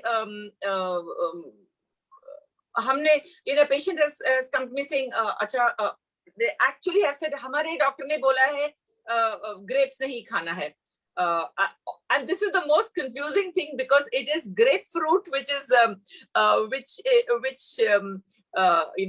has this chemical interaction, which I know that you will speak about it, but it is very important we add this here, and it is justified because because 17% of the people have thought it is grapes that you shouldn't have. Over to you, Param, and the panel. Okay, thank you. So grapefruit, I think I was just looking at what is the equivalent word in Hindi. So I think it is chakotara. And I think if I can put a picture, that will be the best. But I think we should not get confused within the ordinary grapes, that is angur, and chakotara. So this is something like an orange. Of course, I should not say orange because this looks like that, and which is reddish in color. And this specifically has been proved to have some antioxidants, which plays with, when we take one of this, TKIs. And that's the reason the doctors are mentioning that avoid grapefruit, not the grapes. So we have to very clearly differentiate that it's the grapefruit, that is the chakotara fruit, that we should not eat while we are on this particular medication. But grapes, for sure, we all can have, subject to you don't have any infection, because grapes, as you know, has got a very thin skin, and I'm sure the doctor panel of Dr. Raghu or Dr. Pankaj can add to it. But a grapefruit is, I think we should have that clear differentiation in our mind, and I hope the patients are able to understand the difference between the grapefruit and the grapes. In the south, Param, in the south, is it what we call bubbly mass? I think so. I have to check. I think it is called the same name. Yeah. Thank you. Yes, over Dr. to the Pankaj, panel. Any comments on this? Any comments? Yes. What I tell to the patient is, I'm not sure whether grapefruit is easily available. In routine, hum to, we hardly, we have a lot of oranges, grapes, and other things. We never have, grapefruit, which is available mostly in the West. Although, these days you have, fruits which are imported from the different countries. But again, I'm not sure anybody in a routine middle class household, we take grapefruit. So well, it is available in the south part of. Okay. Okay. I have seen many in our homes here in Kerala. Okay, great. So that's important information. Yeah, but in the northern region, I don't see that. I see patients taking chakotara routinely in their food. Yeah. In the West, grapefruit is supposed to help in weight loss. Actually, I also Yes, thought that this Amalda. was. Yes, Amalda.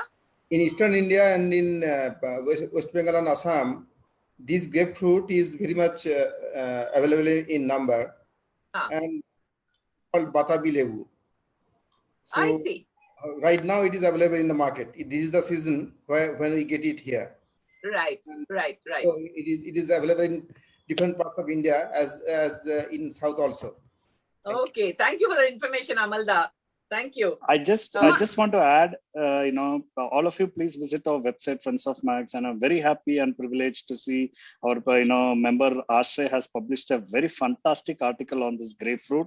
So when you get time to see, please go to our website and have a read and do share it with us. Do share it with the larger audience so that we get a clear understanding on this grapefruit. Thank you. And I want to thank Vaman Joshi. Already, Dr. Vaman Joshi has put out on the Friends of Max on our WhatsApp groups, sent out images and everything about grapefruit. Thank you so much. I love how our audience is so engaged and so invested in this. Thank you so much. Can I add a word? Yes, Shweta. Yes, Shweta is our program coordinator from Kathmandu. Yes, Shweta. Yeah. So, Amma, I just wanted to, just on grapefruit in Nepal, this is the time. Like from 1 month now. A month, this is the time when grapefruits are easily available, and during Diwali, they worship. While worshipping, they have to offer it to the goddess. So I have my patients that even if you offer it to the god, don't have it. Because you don't have grapefruit. And now this is the season; it will be easily available in Nepal. Yeah, very interesting to know, Shweta. Like I was saying, it is a very effective because it has these enzymes in it, which interfere in the absorption, and it is a very popular method of slimming, of losing weight. Can I add a word, Vijay? Yes, Raghu. For many years, Raghunath Rao also used to talk about grapefruit and used to dismiss it, saying it's rarely available in India. I also thought it's only a theoretical question till very recently. Niranjani brought this from one of the markets, and I had one look at it and I was horrified. I said, "This is poison for me." So she immediately went and read up about it, and she agreed, and she made sure that I did not consume it. So it's a very valid question now. It's with the world opening up, we are getting kiwi fruit every now and then in all the supermarkets, and we are getting a lot of other fruits like those which are grown in Southeast Asia, which are all now easily available in our country. I think we have to be very careful. This question is no longer theoretical. Thank you, Dr. Raghu. Over to you, Ashray.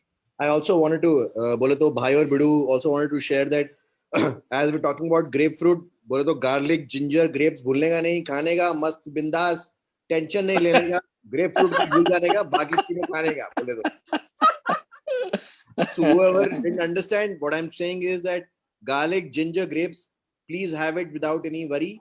Just worry about grapefruit. Don't worry about the other 3 points. Yeah, so Bidu, by default now ginger both consumption ज़्यादा हो गया with COVID. Good. जो लोग ने नहीं खाया डरने का नहीं खा लो. That's right. Thank you, Bidu. All right, Ashray, next to you. Yes. Also, thank you, Param, for the shout out to our social media channels. And every Wednesday, we put up this segment called Wednesday Wisdom, where we give out information about one or the other very important topic, which is related to CML or cancer in general. A lot of the questions which you are seeing today in our presentation have already been covered with in our Wednesday Wisdom segment. Dr. Pankaj Malhotra also shared very important insights on journey of discovery of imatinib and how Dr. Brian Drucker had to face a lot of opposition until finally Novartis picked up and was ready to manufacture and distribute the drug. All of these stories have also already been shared on our social media. Okay, moving on. Question number 14. This is another frequently missed question. Oh, again, related to Brian Drucker. Param, this question is also for you. Who is credited with the discovery of imatinib for the treatment of CML? And over here, I can see that 48% have gotten this answer correctly. But what is more interesting to me is that 40% of people think that Thomas Imatinib should be credited. So can you please tell us who is Thomas Imatinib? Okay, so before I go to the Thomas Imatinib response, so let me first thank Dr. Pankaj. Dr. Pankaj has given a very deep insight and an update on brand Rocker. So I'm not going to repeat the same thing, but all I can recollect, in this journey of 20 years, I think when Amma mentioned the word magic bullet, I was just trying to get that hard copy that I possess. And that book really is a must read. If for those of you who have not read, it really gives the journey what Dr. Pankaj had actually captured it in a very nice snapshot. So Yes. I think the journey, it's so, when I say about Dr. Brand Rooker and, when we saw about Dan Vasala, we had a privilege to meet him in India, in one of our All India meeting. And I think it's a collaborative effort of the leadership of the company to hire him and get this drug onto the market and help cure millions of lives from this predicament. So I'm not going to talk much about brand Rocker because Dr. Pankaj has mentioned it, but going back to the question about 49% response about Thomas Imatinib, I think I now work in a generic industry. Probably the people saw Imatinib and Thomas. So chalo lagao, like how Bhai and Bidu says, chalo is pe lagao number. So I think because Thomas Hodgkin didn't get it. Thomas Imatinib got it. Yeah. Absolutely. So I think it was and Dr. Raghu also mentioned sometimes it goes with the guesswork of akka bukka, So I think they said, okay, Imatinib hai, Imatinib mein hamara dawai ka naam hai. So Thomas is the one who found out. Usme laga diya. Lovely. Thank you, Param. Thank you, Param. Over to you, Amma. So this is the next question is, I think, yes, for Dr. Pankaj. Dr. Pankaj, first of all, Dr. Pankaj, thank you once again. Thank you so much for joining us today. And, you have brought, you have taken this whole discussion to another level. And it's amazing to see how our panel members are able to, able to interact in this manner. Which of the following methods can be used to treat CML? There is TKI therapy, there is BMT, it's both of the above, or it is none of the above. Dr. Pankaj, over to you. I will not say anything just now because we are all waiting for your questions and your answers. So thank you. So first of all, I thanks the Friends of Max and the Max Foundation. I always look for, so excitedly to look for all these meetings to be associated with you. You are like a family. So, it's, these days now, whenever the marriages take place, so people all get together and they enjoy. So this is for me, it's a family union. So I always look forward for, these kind of meetings and to meet you, just to see, your faces and, interact with you. So it is, it is kind of a party for me. So I enjoy this meeting. I enjoy this Thank meeting. you. My today evening is made. So Thank you. yeah. So coming to the question about the treatment of CML. So before 2000 or before 99, bone marrow transplant was the only procedure which was kind of a treatment for chronic myeloid leukemia. So all over the world, let's say if 10,000 transplants used to be done in a year, then 9,000 patients were of chronic myeloid leukemia. So I'm just giving, kind of a rough figures that the CML was the most common indication of bone marrow transplant because that was the only treatment which was available for the chronic myeloid leukemia patients. Although we did have interferon for some of the patients, but interferon is a very hard drug and very few patients used to tolerate. And hydroxyurea, we know it is just take control of the disease for some period of time, but it is not curable. So when the imatinib or tyrosine kinase inhibitor, now here I would say TKI therapy, when we say that now we have a lot of tyrosine kinase inhibitor. For chronic myeloid leukemia, we have imatinib, we have dasatinib, we have nilotinib, we have ponatinib, and the latest one is asasinib, which is again used for T315I mutations. There was a question about T315I mutation. So asasinib is again Novartis drug, which is coming up and is used for chronic myeloid leukemia patients.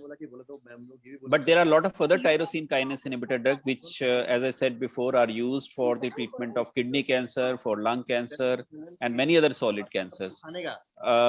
So after imatinib came in 99, and within few months, we realized that this is a magic bullet, as has been said before, and this can control the disease. But again, the thinking at that time was that it probably cannot cure the disease.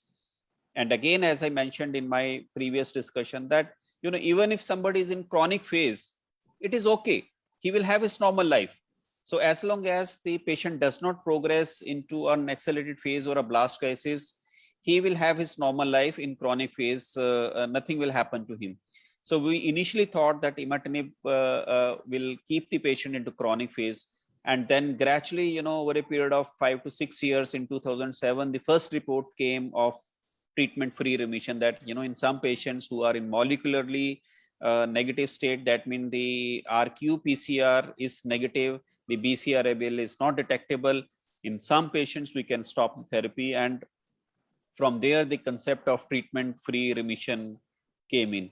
So, coming back to these questions, which can be used to treat CML, yes, both bone marrow transplant and tyrosine kinase inhibitor in the form of imatinib, dasatinib, nilotinib can be used to treat chronic myeloid leukemia. But bone marrow transplant obviously has a lot of complications and a lot of morbidity to the patients. So, and tyrosine kinase inhibitor drug is an oral drug which can be easily used, easily taken, and the patient remains well. He can do all his normal routine activities. So tyrosine kinase inhibitor in the form of imatinib, dasatinib, nilotinib remain the drug of choices to treat CML. But the patient who are in accelerated phase or who are in blast crisis, there the treatment of choice still remains a bone marrow transplant after bringing them back into the chronic phase. So I have explained this question in little bit details, but I thought I'll give you an overview of the treatment of chronic myeloid leukemia. Thank you. Thank you so much, Dr. Pankaj. Just now, this is really, really very important. And the reason why it is so important for us to continue with education is that, as all of you know now, the access program is closed for new patients.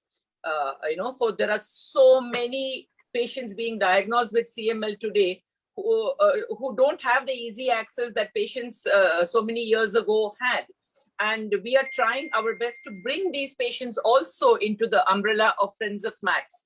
And we have tried very hard to share all our activities on all forums of social media. We are reaching out to all our physicians and telling them, just guide your newly diagnosed patients to the Friends of Max.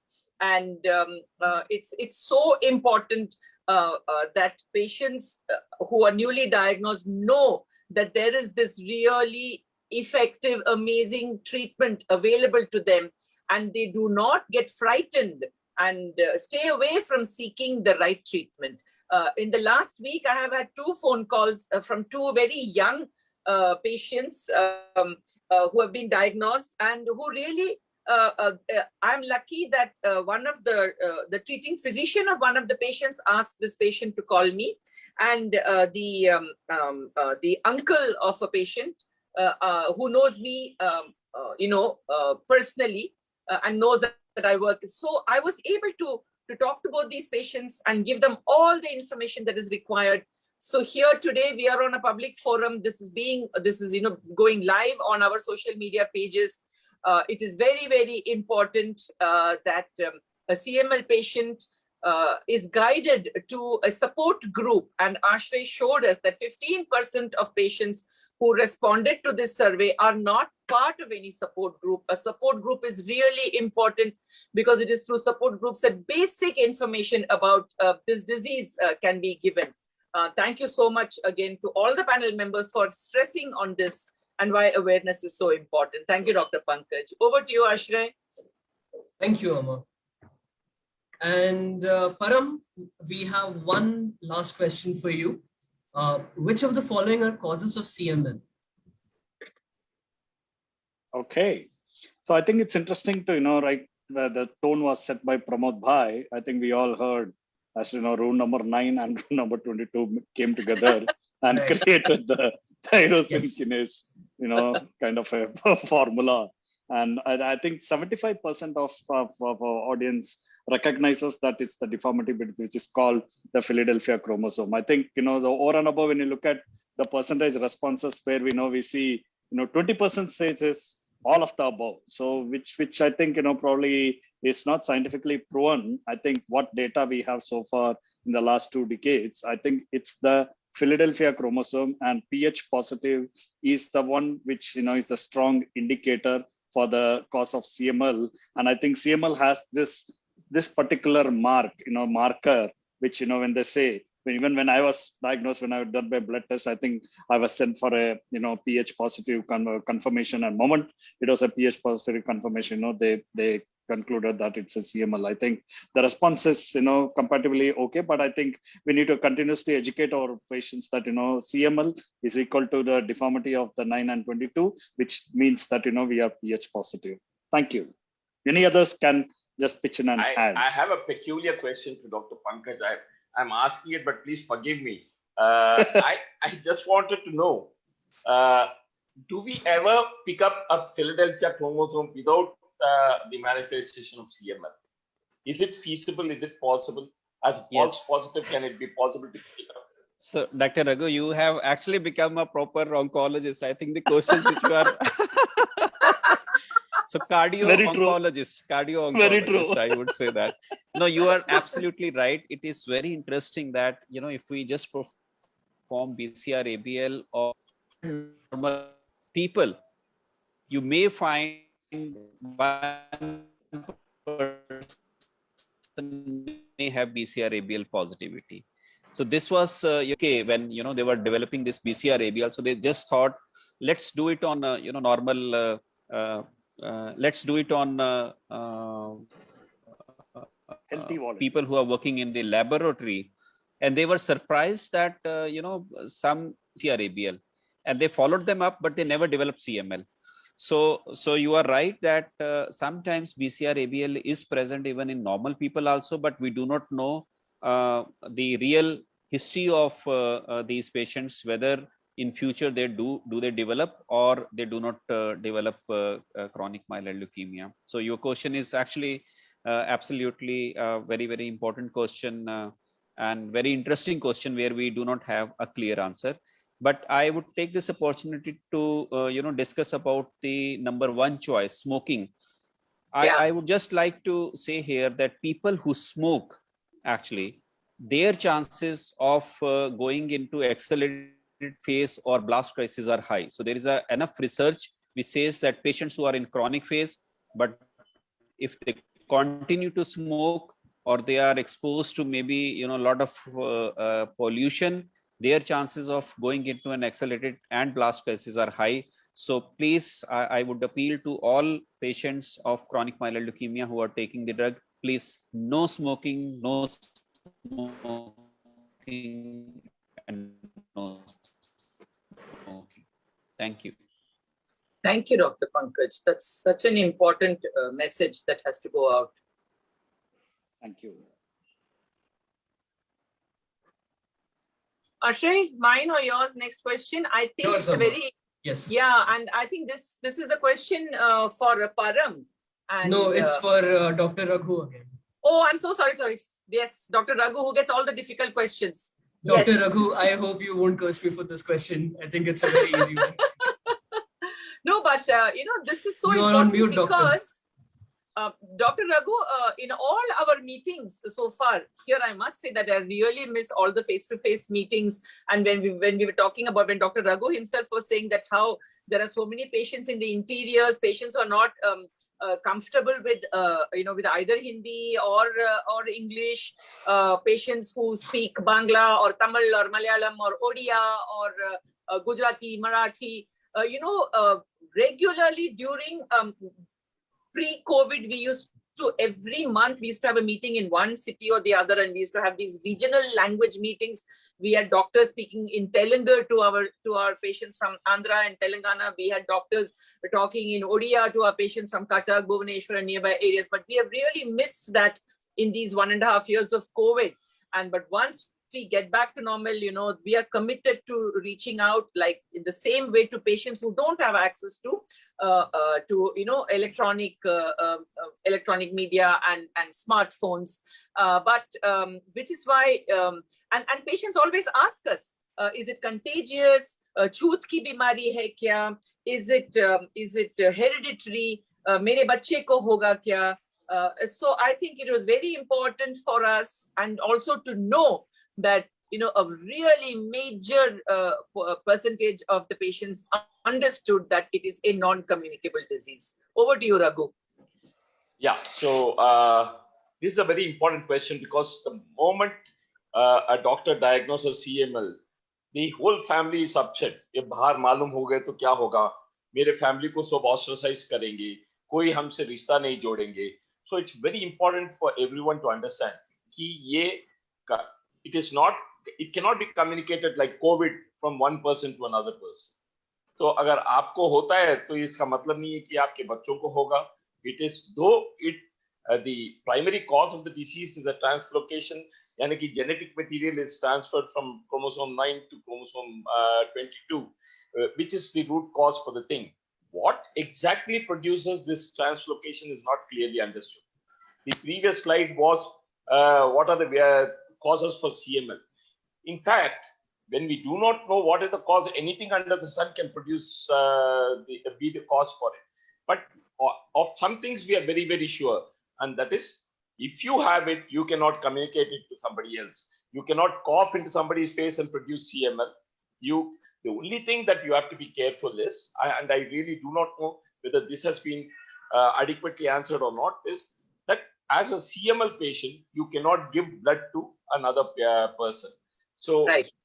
This is something that should not be done.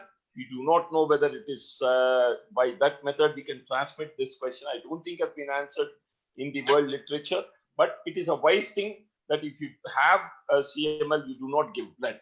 Apart from that, ये mosquito से spread नहीं होता है, ये dengue नहीं है, ये mouth person to person communicate नहीं होता, ये COVID नहीं है, and it is not passed on, though it is genetic in nature, it is not passed on from parents to children, and it most certainly it is not COVID, and so cannot be spread by eating bats or unusual animal food. So that's what I would like to emphasize. You should not have any sense of shame just in trying to say that you are having a CML.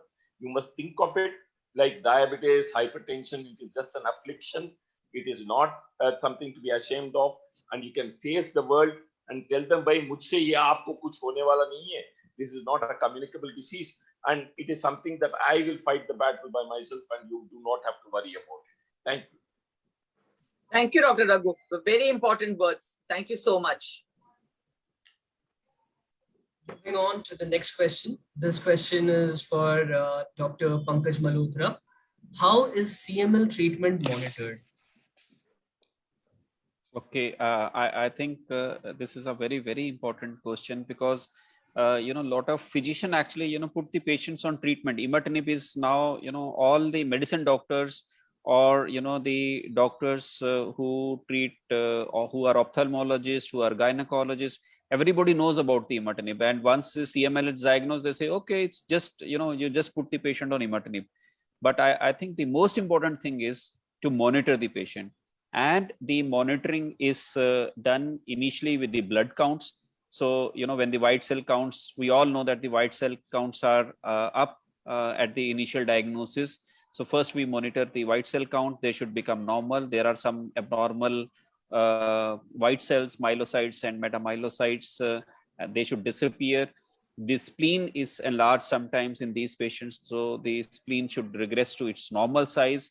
So this we call as hematological remission.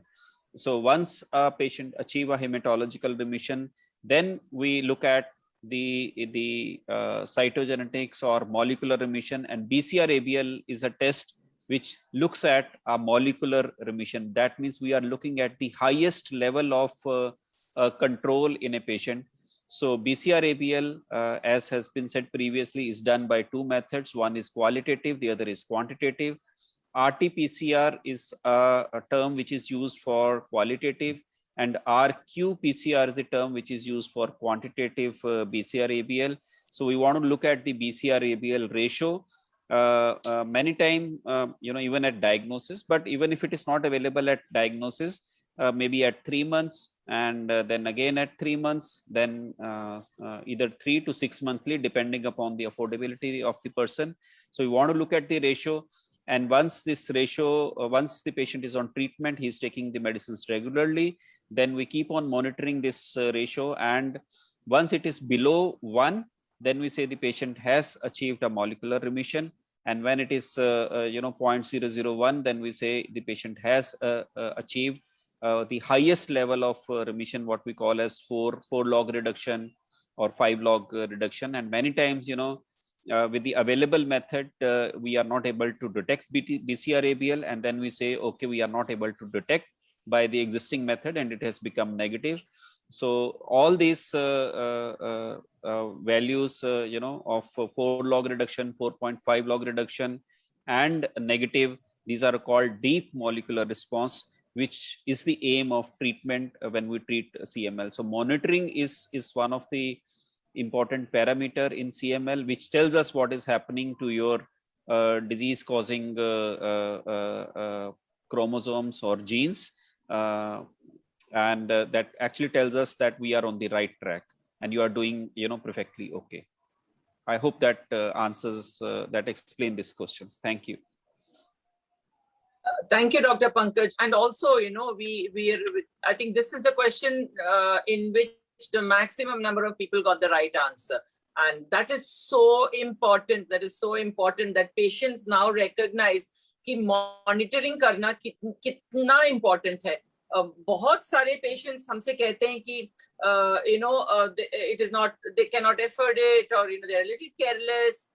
But Friends of Max is working on a project which supports patients not only by creating awareness but also by reimbursing costs of the monitoring tests. And I was very happy to see this response actually. Any of the panel members would like to comment anything, or may I go on to the next question for Dr. Pankaj? We have only 2 more questions left. Both are for Dr. Pankaj, and thank you, Dr. Pankaj, for waiting, for being with us all this while. And it's really amazing. So anything on monitoring from any of our panel members?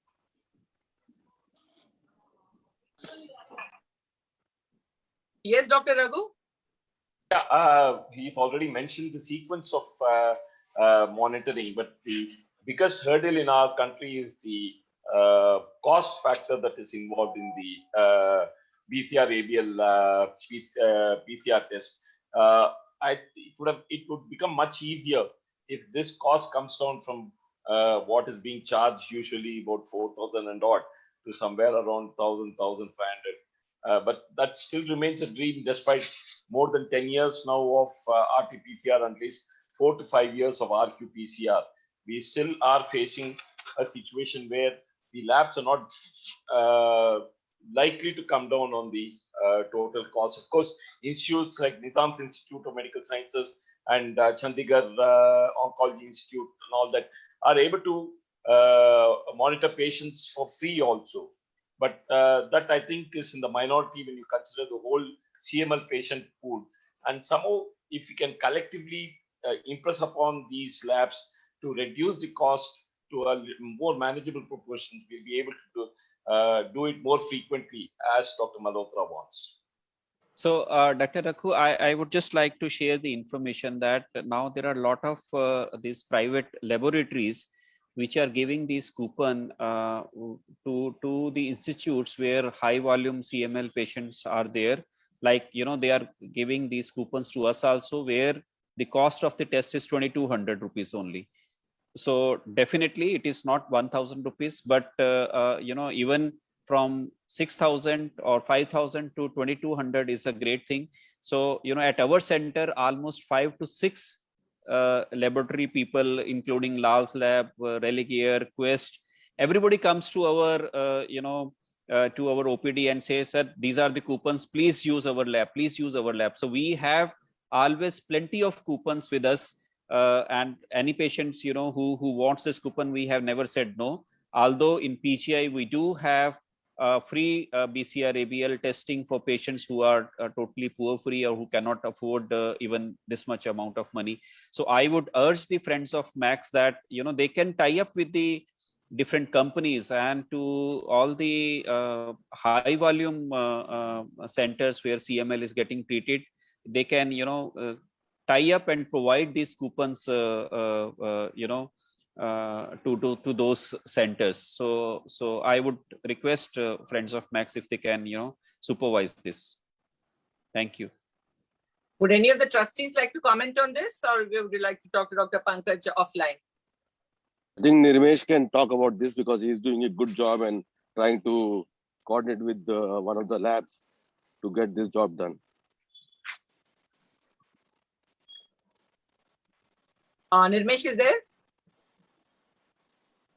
So let me say that Dr. Saab, we are, the Friends of Max has put in a lot of thought and effort, and in the process there is a pilot going on where members of Friends of Max can avail of the BCR-ABL test at minimum cost, and we have done the pilot project in 2 or 3 cities, and we will be extending it to all the cities, and this is an amazing benefit open to available to members of Friends of Max. Thanks, Anilji. One small question to Dr. Pankaj on just a curiosity point.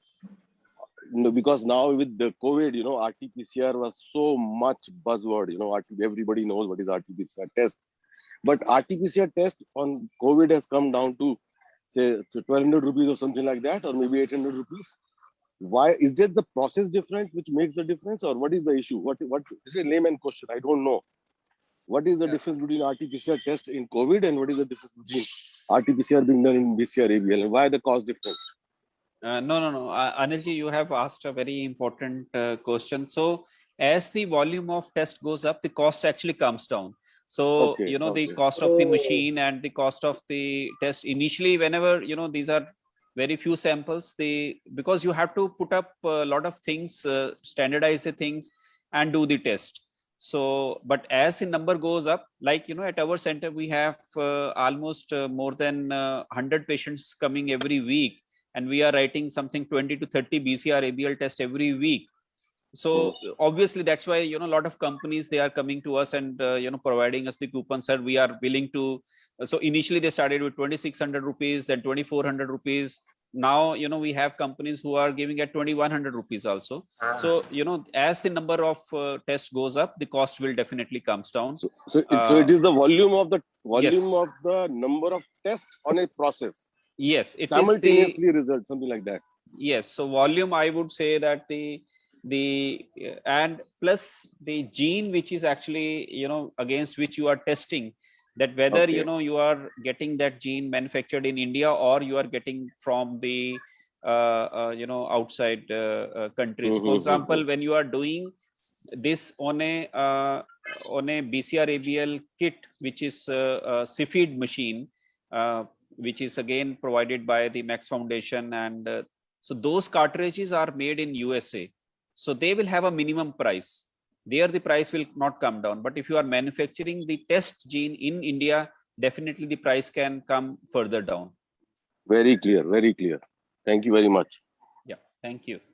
Thank you, Dr. Pankaj. Ashrik, have we go on to the next question, which is also I have addressed it to Dr. Pankaj, and again, it's a very positive response. Dr. Saab, BCR-ABL test is used for which of the following? Monitoring disease progression in CML patients, measuring emotional well-being of CML patients, measuring the immunity level of CML patients, none of the above. I think about 11% of the patients have seen the technical a component of the question, immunity levels. So maybe, you know, that is kind of led them to respond to that. But otherwise, happy to see more than 80%.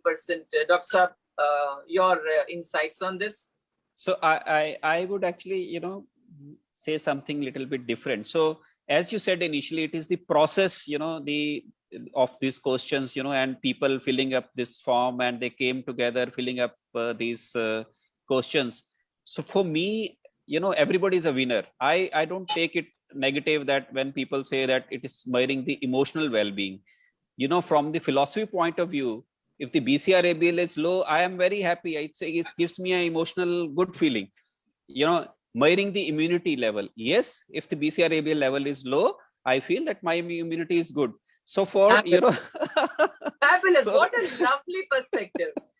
So, you know, all these questions actually, you know, from the first question onwards, you know, I feel that almost all people who have answered, for me, everybody is a winner. Yes, theoretically, medically, yes, some questions will be right, but other questions, you know, will also be right, but in their own sense. So here, Right. you know, you are looking at the disease, as we said in the last question, that you are looking at the BCR-ABL level, you are looking at whether how much the level is going down, how much the ratio is going down, and when it is less than 1, we feel we are in the safe range, where you know, the chances of the patient going into an accelerated phase and a blast crisis are very, very low, or almost, I would say, negligible. So that is the aim of treatment, that we want the patients to get a BCR-ABL value which is less than 1. Can I Thank you. read out a question, a very important question which has been raised in the chat box? Yes, please, Raghu. Shailaja from Hyderabad, everybody knows her in this group. She has raised a question for Professor Malhotra. She says different labs are following different procedures for doing PCR tests. Some labs are using a kit to do the test. Some labs are following international scale and some are not. Thereby, the results across labs are not comparable. So it's confusing which lab is correct. If Dr. Pankaj could discuss this difference in testing. He has done it on many fora. I have heard him on this, but it's a favorite topic for him, and I would love to hear from him again on this question. So yes, so I just did this question. So you know, over a period of time, when the BCR-ABL test, and every lab was actually looking for some profit by doing this test, and everybody adopted their own procedures for doing the RT-PCR, and that's why you know, few years back everybody was doing and giving a different value. But right now, I would say that in the last maybe couple of years now, that most of the labs which are which have pan-India presence, they have all resorted to the test and they are giving the value at international scale. So I'm not sure now, you know, whether there is any lab, maybe, you know, some local lab at some, you know, some place which is maybe giving a different value, but otherwise most of the labs which have pan-India presence, they are all giving the values at international. They are all giving the values at international scale. So I think this was a problem few years back, but currently I feel that almost this problem is 90% resolved.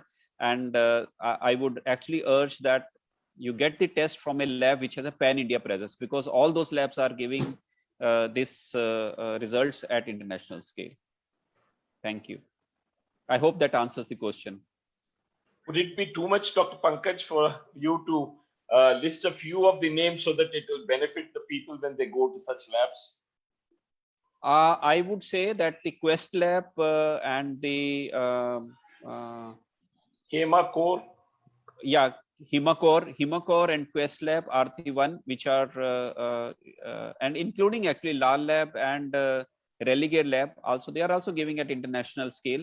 The only thing is sometimes, you know, whether it is 4-log reduction or 5-log reduction, that sometimes differ. But I would say that otherwise these values are now comparable across different laboratories. Even Reliance is doing it, isn't it?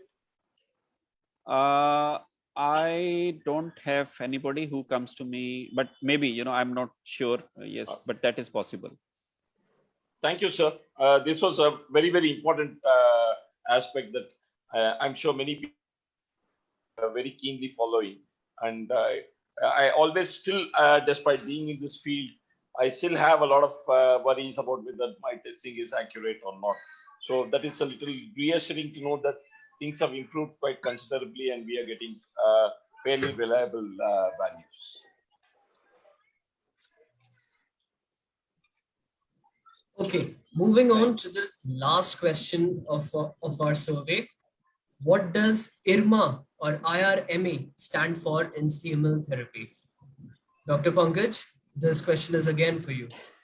So, there are 3 or 4 questions, as Dr. Raghu said, which are actually for even the medical resident or who has done MBBS or doing MD, they would not be able to answer. So this is also one of the question, which is a pure medical question, and only people in this field, they would be able to answer. So, but I'm actually happy to see that almost 60% of people have said imatinib resistance mutation analysis. So this is, otherwise, if you ask this question to a person who is doing MD medicine, I would say he maybe 10% only would be able to answer. So I'm very happy to see 60% response in this question.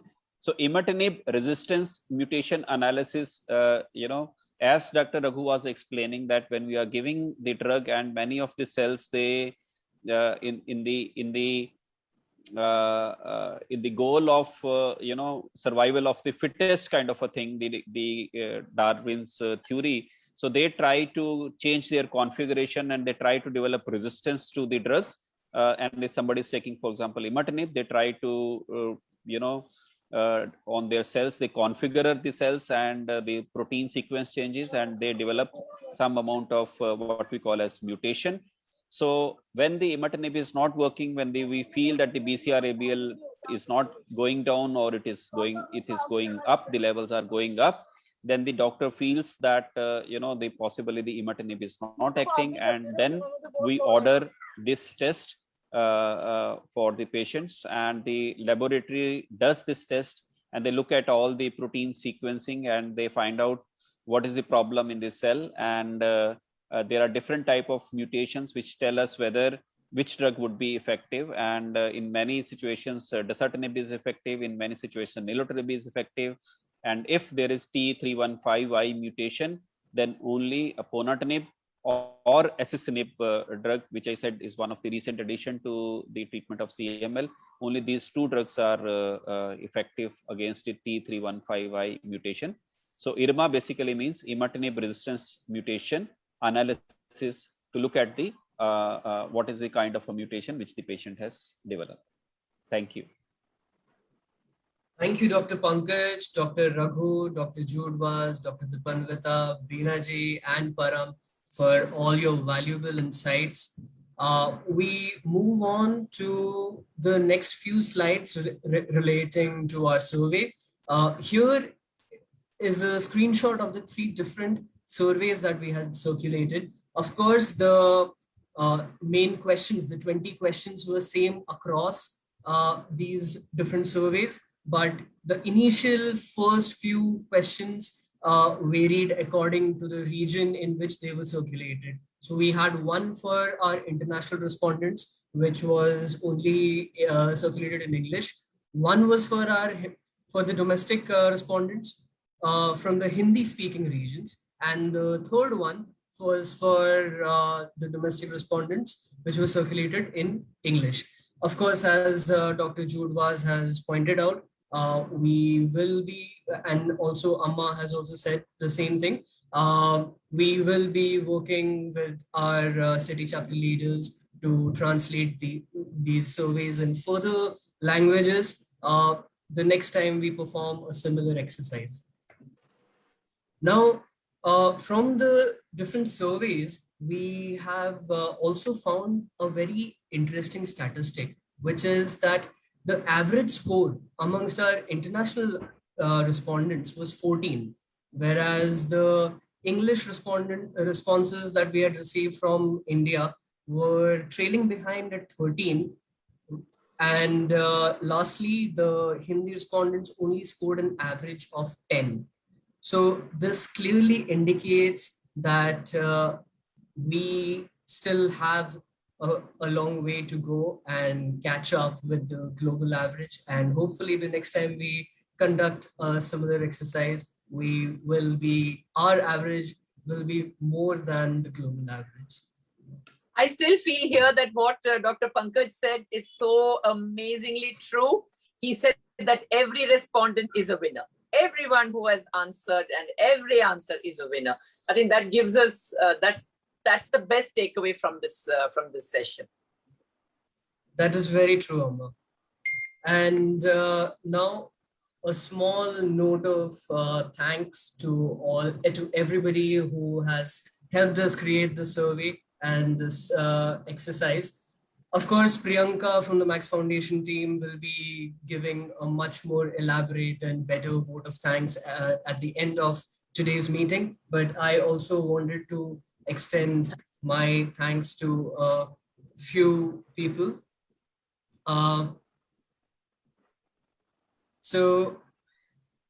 Right. Firstly, the FOM trustees, Amma, Pramod, Nirmesh, Param, and everyone else who supported all our efforts every step of the way. Amma also helped us create a few of the questions, and a lot of the options, her inputs have been a valuable addition to the survey. Also, thank you to all our FOM city chapter leaders for urging your fellow CMLers to take the survey. And of course, thanks to Dr. Jude Vaz and Dr. Raghu Krishnaswamy for being a part of this panel. In fact, Dr. Jude also helped us frame some of these questions. And also a special mention to JP Tiwari ji, our city chapter leader from Madhya Pradesh, who gets 100% credit for dedicating his time and energy and translating the survey in Hindi. Dr. Pankaj Malhotra, thank you for lending your Sunday evening to us, your expertise, your experience, and your immense knowledge and your lovely insights. And also a big thanks to the Max Foundation team, especially Amma, Dipanvita ji, Sudha, Priyanka, Beena, and Anshika. You all have been instrumental in this effort.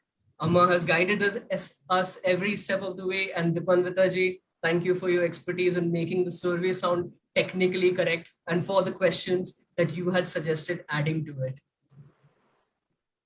Okay, that was enough from our side. As Bhai and Bhidu have already mentioned, हम लोग सिर्फ अपना नहीं करते, हम लोग आपका भी input लेते हैं. So now we want you, the friends of Max, to think about this, to tell us what you think about this whole exercise. So to begin our open discussion segment, please welcome two lovely ladies who have been instrumental in organizing not just today's meeting, but every patient support group meeting in India, the Max Foundation's program managers, Sudha Samaneni and Anshika Tandon. Ladies, over to you. Thank you so much, Ashray, for your kind words. It's a pleasure working with you. And all the team members, and what an interesting session this has been. I know Priyanka is going to give word of thanks, and I'm stealing her words, but I must say a big thank you to Dr. Pankaj and the panel members for sharing this pool of information. So yes, I did hear a lot of feedback coming on the survey questions. But I'll now move to the viewers, our audience, and I'll just randomly pick few of our city chapter leaders here and get to know what their viewpoint was, what their thoughts were, because it's your feedback that's really important. My first question is for Vamanji. I did see Vamanji join the meeting. He was also available on social media. Vamanji, can you switch on your camera for Vamanji, please unmute yourself.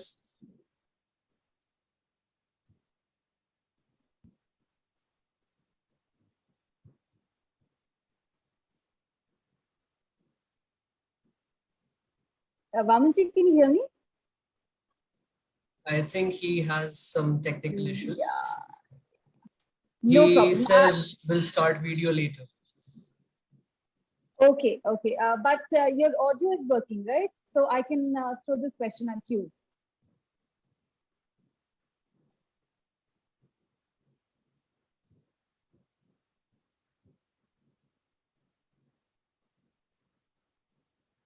Okay, I think you should pick up someone Yeah, else. in the interest of time, you can And I did- address somebody else. Yes. Right. And on my screen, I see Shaila ji. So I will go to Shaila ji and I'll ask this question to you. Which question in the survey confused you?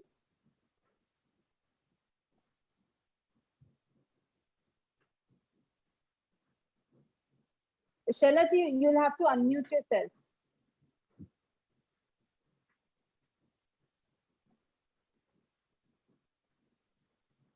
You're asking me, Shailaja from Hyderabad, or is there any other Yes. Shaila? No. I'm asking you. You're right there on the screen in the green Yeah. page. Okay. Actually, I found I don't want to boast about myself, but I do follow quite a few international CML support groups, and they keep posting some of those latest updates on the treatments or the recent developments or the case studies and all that. So I just follow some of them loosely. So most of my knowledge is from those Facebook pages. And I felt very good actually participating in this quiz. I felt really happy that I could answer most of them. I think some 2 or 3 questions I was a little confused and which I got wrong. But overall, I felt that it is a very good kind of a survey in trying to evaluate the knowledge of CML patients. So yeah, that's it. Mostly it was, I felt it was an easy quiz. I don't know. Okay. But I'm happy that a lot of people had, I'm hearing those numbers like so many hundreds of people had participated in the survey. And it's really nice to see the results that people are very knowledgeable about their disease, which was not so a few, some years ago, like myself, when I was diagnosed, I didn't know any of these terms. I didn't know what was a blood test. I didn't know any of these terms like PCR test or a fish or, TFR or whatever things we have discussed today. But times are changing and we are trying to educate ourselves and do, our own self disease management and be proactive in our disease management. So all this helps actually. Thank you so much. Yes, very, very true, Shailaja ji. That we as patients and as caregivers need to be proactive. So good to know that. Thank you so much. And I will move to you, Sudha, for the next question. Thank you, Anshika. Thank you. And it has been really a wonderful session. And thank you to all our panel members. This is the question that I'm going to ask. It's a bit of little fun and, also to know how much time really the survey helped us. And my question goes to Anil ji. Anil ji, I know you're there, you're on mute and your video is also off. And can you just unmute? I'm very much there. Yeah, so my question to you is, how much time did you spend on the survey? And did you feel the need to Google the answers? No. I was very true to myself. I thought this should be an instant thing. It would have been very easy for me to, Google the things which were little confusing to me, I will say. Okay. I heard that, but my answer was not very clear. But I never tried to do any Google. I just did that instantly. And the best is that always everybody should do that way only. So I strongly believe I did, at least myself, I did instantly. And it was very, very, it's like brushing up your thing, whatever, it's like such a brush up. And it's a thing which we have to follow now in our various meetings which we are going to do. We have to ensure that we stress upon the things which are less known to people. It is very, very important. And I think one question we should add to it. awareness about CFC, because CFC is now synonym to CML. So we should also add how many of us know about CFC? That question can be also added. क्यों अम्मा? Anil, सही बोल रहा हूँ ना? Chai for cancer. Awesome. Yes. Yes, Yes. Anil ji, I love that. Here, I'm raising my cup. That question is very important. Amazing. Yeah, What a really, wonderful idea. yeah, and really thank you for your open feedback and your thoughts, and it's really important. And yes, now when you say Chai for Cancer, it gives us some ideas to work on the second part of the survey related to FOM, the activities FOM does. So maybe it has given us ideas now. Thank you, Anilji. Thank you for that really wonderful suggestion. Thank you very much. And Anshika, over to you for the third question. Yes, I like that idea too. Thank you, Anilji. Thanks, Sudha. My third question is regarding the format. So this is the first of its kind. This survey has been first of its kind. So I want to ask Manhar. I do see his name on the screen. Manhar, are you there? There he is. Yes. Bilkul. Manharji is always there. Yes. He's always there, and he's wearing his Chai for Cancer t-shirt also. Yes. Dr. Manhar, Pankaj, we have to send you Chai for Cancer t-shirts so you can wear Chai for Cancer t-shirts also. Sure.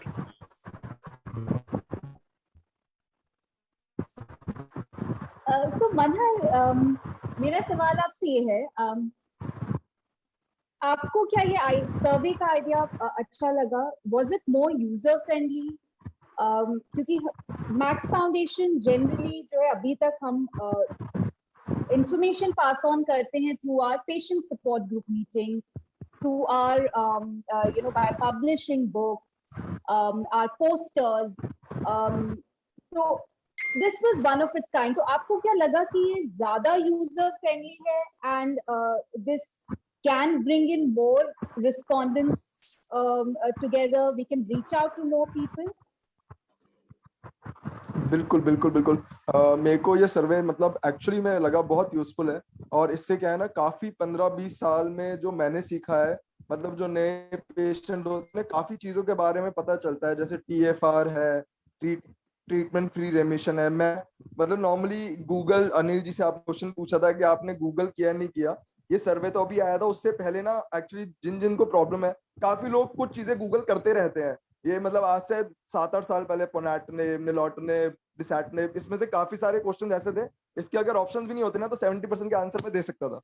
तो मुझे पता है ये सर्वे, और specially जो doctors ने उसको explain किया, वो उससे पता चलता है कि सर्वे कितना ज्यादा जरूरी था। उसको एक्सप्लेन करा हर इरमा के बारे में, चाहे आपका TFR के बारे में, और मतलब सबके जो शॉर्ट फॉर्म्स है उनके बारे में जो एक्सप्लेन करा, उससे काफी लोगों को काफी अच्छा नॉलेज मिलेगा कि, और कंप्लायंस के बारे में जो एक क्वेश्चन था, मेडिसिन डेली लेनी चाहिए, और वैसे भी मतलब चीजें बहुत सारी हैं, करना सब कुछ चाहिए, पर उन मतलब काफी अच्छा सर्वे था और काफी यूजफुल था।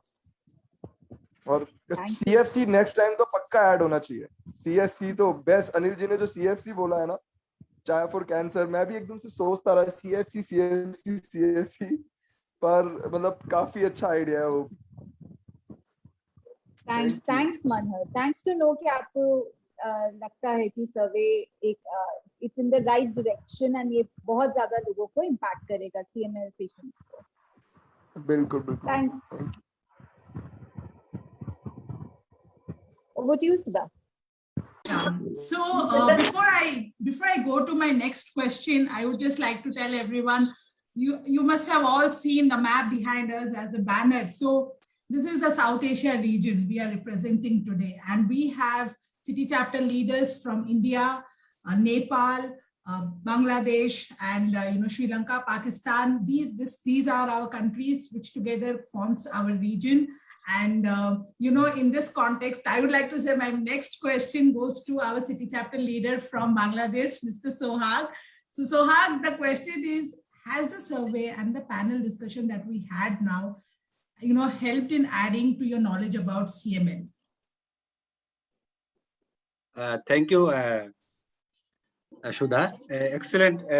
Really, when I start answering the question, I astonished that this is a very good way to learning also. And as I attend different seminar, conference, and read lots of literatures, I thought I could answer all the questions, but I finally found that I also missed one or two questions. So and I learned this. Actually, this is one kind of reminding me. So the knowledge that I have. So, and most of the time I shared the information among my group members, those who can read. Please read about your disease. Please learn about your disease. Otherwise, don't asking questions that I am feeling like this. What should I do? Lots of information. So it's a very good way.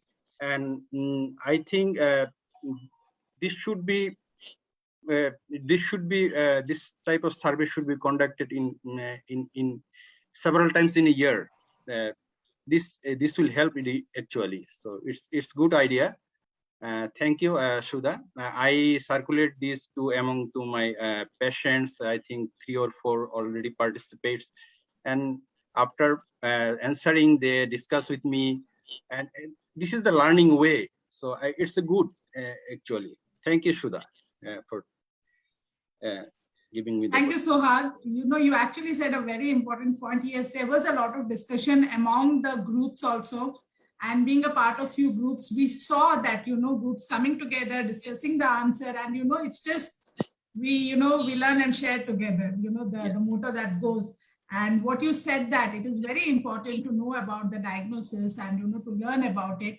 And today's panel discussion was so good. It really was in a very layman's, language, and, you know, the way every point, every question was explained. I'm sure it is there in all our minds. And, you know, next time the survey happens, you know, we'll all be like getting a high pitch mark. And another, I think I can stop to share that when I first diagnosed, the pathologist wrote a sentence in below the comments, diagnosed with CML in 2000. So when I found CML, I first go to the library, university library. At that time, there was no internet connection. So I found a biology dictionary. So I found there that CML means chronic myeloid leukemia, and there is a description what is CML.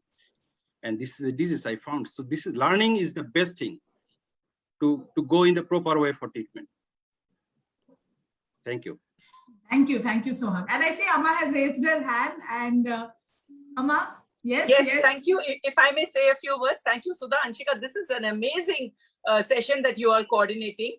I wanted to first of all, you know, say thanks. KP, Krishna Prasad Upadhyay, Shova, Vishnudai is here. I saw Neelkant also a little while ago, and my dear beta Sohag.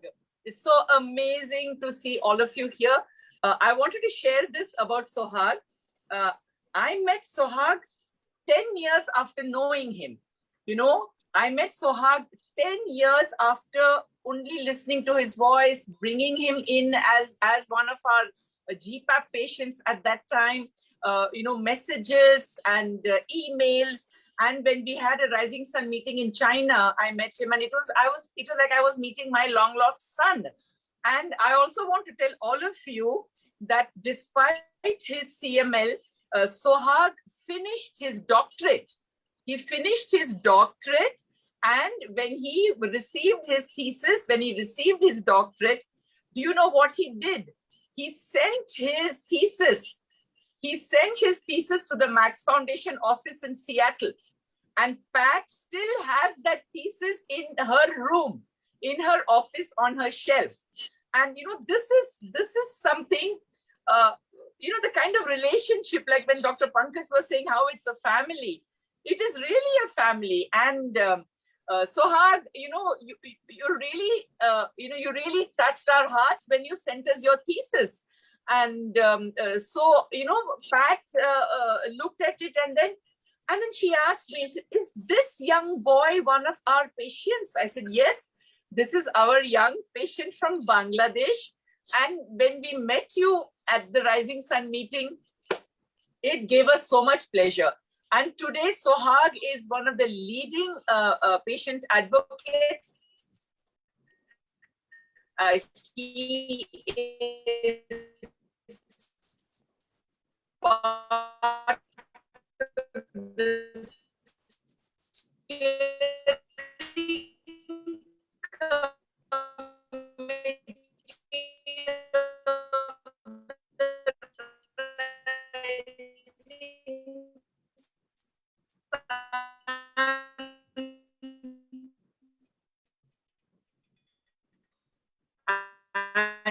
I guess there is some signal issue. Your voice is Yes. breaking. Yeah. Actually, I want to share because why I sent my thesis. When I diagnosed just after enrolled in PhD 2000, my network is poor. Yeah, I guess. I'm trying to mute her. Yes, Okay. yes. You Actually, did this that. is a very interesting thing that when I enrolled in PhD on 2000 on March, and I diagnosed on CML on June the same year. Thank you so much. Yeah. So I diagnosed on 2000 on March, and I enrolled PhD on March, and I diagnosed on June. So I thought earlier I thought that I couldn't complete my PhD, but after getting the medicine from Max Foundation, GPEP through GPEP program, it changed my life. So I completed my PhD. So I thought that my PhD, I dedicated my PhD to Max Foundation. For this, I sent this to my thesis copy to PET. Thank you, Sohag. Yeah. And for your, and thank you, Amma, for that little background and to share that information on Sohag. Thank you. And now, yes, Anshika, Yeah. move to your next Yes. question. Yes, yes. And Sohag, I'm probably seeing you for the first time. So glad to meet you virtually. Thank you. And as Sudha said, we have our leaders from South Asia team, and one amongst them is Shova. She's from Nepal. Shova, I can't Shova is see not it. with us right now. Yes. Okay. So I'll ask one second. I do see Anshu. Anshu Agarwal ji.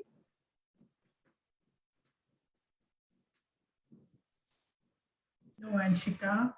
Anshu is also not with us right now. No, she's also. Yeah, she is also there. Okay, Professor Kona.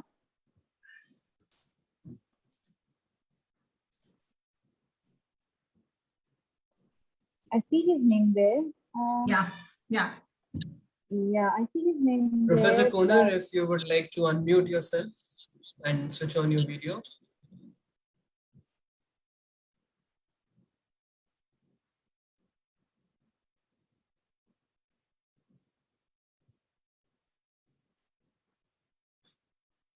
Hello.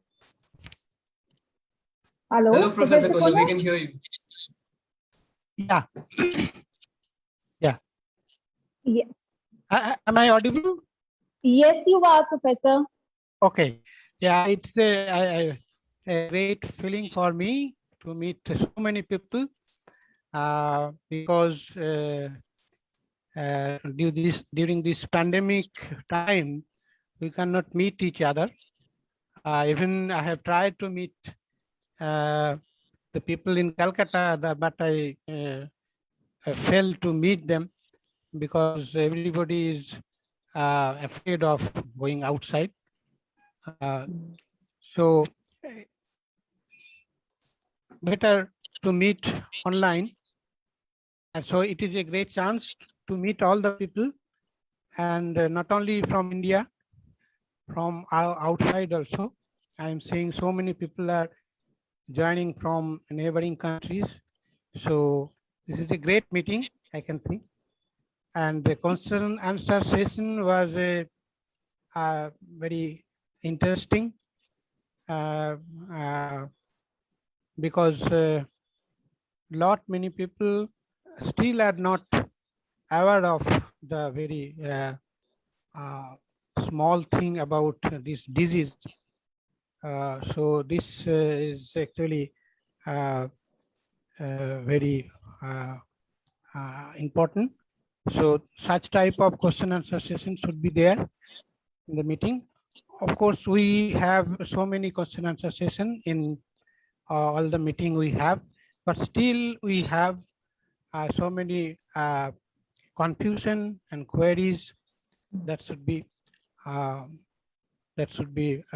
clear to make clear for the patient. So I think this type of survey is having importance. And today we result is out. So I think that so many people are active in social media of FM, but they did not take part in survey. So this is basically it's like exam fear. So normally students are they avoid to appear in the exam. So this like that fear, people are not actually answering and they actually they are thinking that maybe they will give some wrong answer that may create some bad impression. So this is normal, not only for students, for in normal common people, they are always avoid the answer. And some we got the good response on some very tricky questions, very hard questions like IRMA or like that. So even the people use Google for answering that question, that is also a learning process. If they do that, that is also will good for the patient. So it's okay. And we have got a lot of response from the patient. So that is good, patient and caregiver, that is good. So this initiative is very, I think it is laudable. And 700 odd people participated in this survey. That is also very good, I think. So I wish to congratulate the Max Foundation team and Friends of Max office for conducting this survey. And today the result is out. I think the result is very good. You cannot expect the all students will pass in the exam. That is not normal. So only few people will do good and few people only do bad. Maximum people will give the in the middle, that is the statistics. So it's a good result, I think. So with this few words, I wish to stop my this session. And I wish to thank Amma for running this FOM and Max Foundation. Even in the pandemic era, people are getting hard advice, hard assistance, and all Max Foundation team and Friends of Max office are always happy to help the patient. That is good to see. So being a part of this organization, I also feel very proud for giving help to the patient in the need. So I thank you all, and I'll stop my. Thank you very much. Thank you very much. Thank you so much, Professor Koner, for for summarizing the whole event and for sharing your feedback, very honestly. It's people like you all are so, your energy is so infectious, and we look up to you and your feedback. So For the last question, I will move to you, Sudha. So my last question has already been addressed during the panel discussion. It is something is very important, and I would like to, my last question is for JP uncle. So my question to you is, do you really feel like, translating the survey in regional languages will increase the, our, respondents and, the, survey percentage? So, JPG? No, you're there. JPG, please unmute yourself. Hello. Yeah, can you Hello. listen me? Yes, Sudha, can you listen me? Yes, we can hear you. आप सबको मेरा नमस्कार. I love to speak in Hindi because I have translated in regional language. Basically क्या है, मैं जो basic education थी, it was in English medium. फिर उसके बाद जब छठी क्लास से आए तो हिंदी मीडियम में आ गए. तो हिंदी इंग्लिश दोनों चलता है साथ साथ. पर जब मैं M.Com करने के लिए गया तो बहुत से स्टूडेंट हमारे साथ आए जो B.Com हिंदी मीडियम से किए हुए थे. तो M.Com टोटली इंग्लिश मीडियम था. तो उन सबके वो बाउंसर निकल जाता था. जो पढ़ाते थे प्रोफेसर या लेक्चरर, उनको समझ में नहीं आता था. तो मैं उनको फिर हॉस्टल में समझाता था, भाई ये पढ़ाया, ये पढ़ाया, ये पढ़ाया. तो वहीं से मेरे को आइडिया थोड़ा सा स्टार्ट हो गया कि नहीं, आई कैन डू दिस. ये कोई मुश्किल काम नहीं है और मुझे कोई बहुत दिक्कत नहीं है क्योंकि पहले भी करता रहता हूँ सब काम में. और मैक्स फाउंडेशन मौका देती है तो अच्छा लगता है. इसके अलावा मैं क्या कहूँ. हाँ, ये अच्छा लगा कि भाई अब हमारे यहाँ क्या है, मेजॉरिटी ऑफ पीपुल हिंदी बोलने वाले ज़्यादा हैं हमारे देश में. तो हमारा ये सोचना था कि भाई अगर लोकल लैंग्वेज हिंदी में होगा तो लोगों को ज़्यादा समझ में आएगा क्वेश्चन. हो सकता है ज़्यादा लोग पार्टिसिपेट कर पाएँ. इस वजह से हमने इसको हिंदी में ट्रांसलेट किया. और मुझे नहीं मालूम कितने लोगों ने पार्टिसिपेट किया हिंदी से, लेकिन हम लोगों ने बहुत मोटिवेट किया लोगों को कि भाई पार्टिसिपेट करिए. हम कितना जानते हैं अपनी बीमारी के बारे में, जब तक हम बताएंगे नहीं तो पढ़ाने वाला हमको क्या पढ़ाएगा. तो ये सोच के मैंने इसको ट्रांसलेट किया था. मुझे कोई दिक्कत नहीं आई थी क्योंकि मैं सारे फेजेस देख चुका हूँ.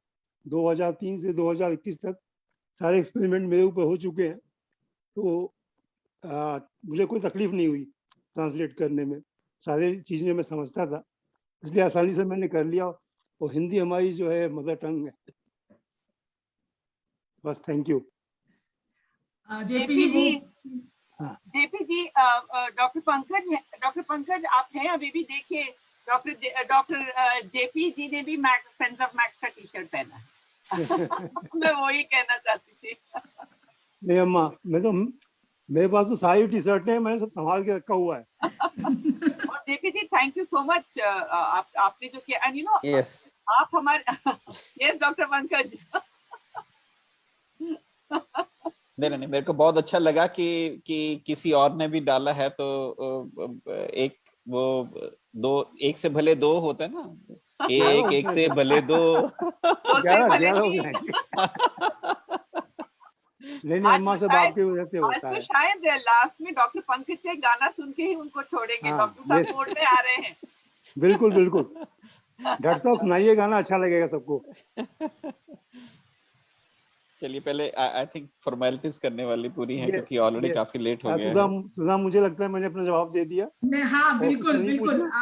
नहीं, आपने जो बोला बहुत सही बोला कि रीजनल लैंग्वेज जो आपने हिंदी का जो हमें लास्ट मतलब हमें सोच आया और हमें बस देखा किसको देना है तो हमने कहा जेपी जी को देते हैं. तो जेपी अंकल, आपने जैसे ट्रांसलेट किया बहुत ही मदद हुई. और ये बहुत ही इंपॉर्टेंट है कि अगर हम रीजनल लैंग्वेज पे स्पीक करते हैं हम ज्यादा रीच आउट हो सकते हैं. And thank you for all your help. And thank you. Thank you very much. So, I guess, Ashray, we are done with our set of questions for our, participants here, and we can move to you now. Right. So, thank you for conducting this discussion segment so well. And thank you to all our City Chapter leaders for your deep insights and extremely valuable feedback. We will surely keep all these points in mind for our future activities. And we hope you have enjoyed this evening session as much as we did, and that we have lived up to our motto, together we share and learn. Now, to deliver the vote of thanks and draw this meeting to a conclusion, please welcome our extremely efficient program officer from Mumbai, Priyanka Kandilgaonkar. Priyanka, over to you. Thank you so much, Ashray. Am I audible, Ashray? Yes, you are. Great. Thank you so much, Ashray, for inviting me to deliver a vote of thanks. And thanks, Sudha and Ashika, for this wonderful discussion that we had just now. It is time that, I have to express gratitude, and I would like to start with our own family member, Dr. Pankaj Malhotra. Dr. Saab, we really admire you. You are always there with us, and you have supported all our activities. So thank you so much for being so supportive and always inspiring us with your knowledge. Because the meeting is still going on. So thank you so much, Dr. Saab. And we really like the stories and memories that you have shared during this session. So really thank you so much, Dr. Saab. I also like to thank all our panel members, Dr. Jude, Dr. Raghu, Param, Beena ji, and Dr. Dipalita ji. Thank you so much for analyzing this survey and also discussing all the aspects and perspective of this. We learned so much from this discussion. So thank you so much, Dipalita ji, Beena ji, Param, Dr. Raghu, and Dr. Jude. Of course, this survey is all about CML survey. This meeting is all about CML survey. And, I cannot thank enough the Max team, the FOM team who contributed to prepare this survey. And our special thanks goes to Dr. Dipalita ji, Dr. Jude for correcting this survey, helping us, with the technical knowledge of it. So thank you so much, for that. And of course, thank you so much, Ashray, our communication manager, for promoting the service, really well on our social media and on our all the WhatsApp. So thank you so much, Ashray.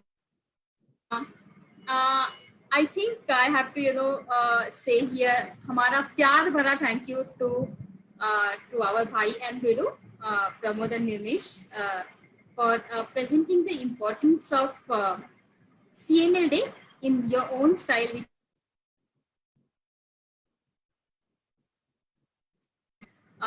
Last but not the least, thank you so much for all of you to joining today's meeting and participating in the survey. We have received almost 700 plus responses. Thank you so much for taking time out and filling up the survey. It is really great to know that you all have participated in the survey and you have joined the meeting also. It is actually more, and still I can see, about 75 members in this meeting room. So thank you so much for, for everything that you're doing.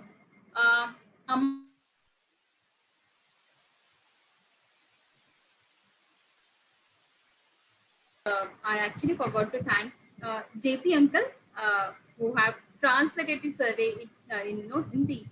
And uncle, of course, if I see the the data, because we have translated the survey into Hindi, it has actually reached, we could reach more than, almost around 300 more patients. So thank you so much for doing that, uncle. Thank you so much, Ashray. And I think I would like to call Amma now to close the meeting. Thank you. It's 3 hours. For 3 hours, and I can still see we still have 50 participants, and we had about 120. And I want to thank everyone, सब लोग जो रुके, मैं सबके नाम देख रही हूँ, इतना अच्छा लग रहा है. ध्रुव ज्योति, Anshu, I mean, I'm seeing Sajivan, Sharafuddin. I'm just seeing everybody. Ramnath ji. अब मैं सबका एक नाम लेके मैं कहना चाह रही हूँ कि इतना अच्छा लग रहा है. आप लोग सब हैं. Everybody has stayed on, and it's really wonderful. और क्या कहें? I think as a team we rock. You know, as a family we rock. As patient advocates we rock. And I think we have really given World CML Day some great meaning. You know, हम लोग ना बहुत, we are in a very special place. जैसे doctor साहब ने कहा था, जैसे डॉक्टर रघु ने कहा, you know, 20 years ago when the magic bullet burst upon the firmament of CML therapy, it is unbelievable that एक ऐसी बीमारी जो जानलेवा है, you know, a fatal condition को हमने एक chronic manageable condition में बदल दिया.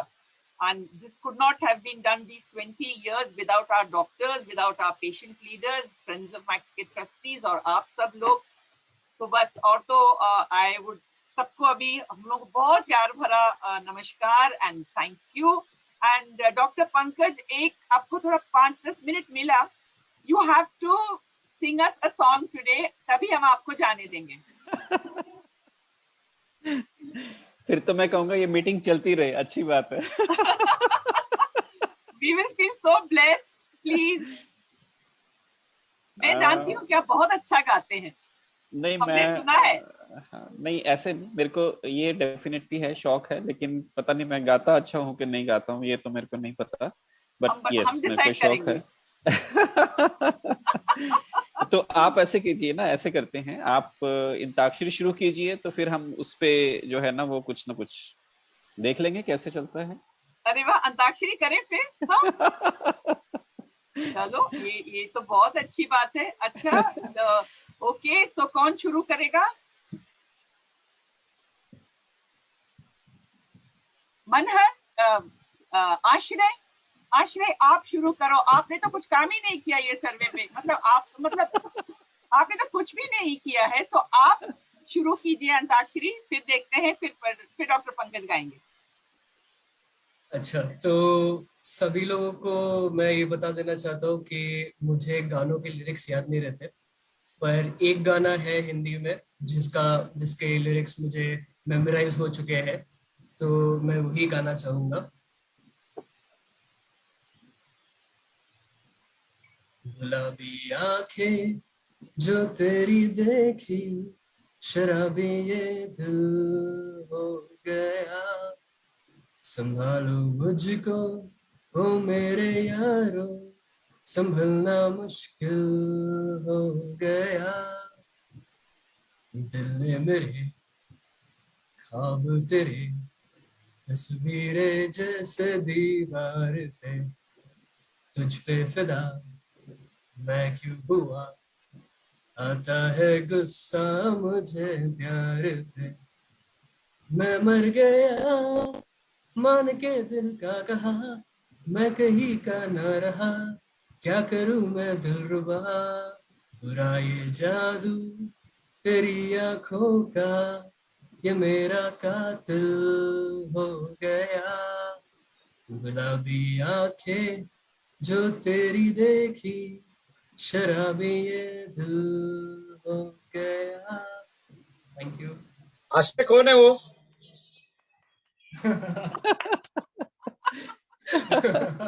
तो डॉक्टर, य से गाना है आपको?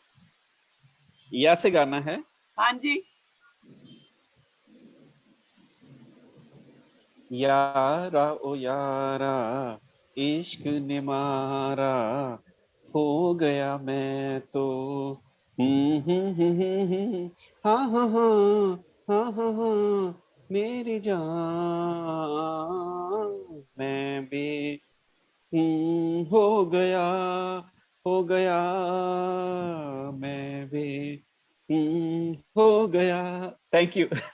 Oh wow, lovely. अभी ईयर से कौन गाएगा नेक्स्ट? अंताक्षरी खुल गया है, नेक्स्ट कौन गाएंगे ईयर से?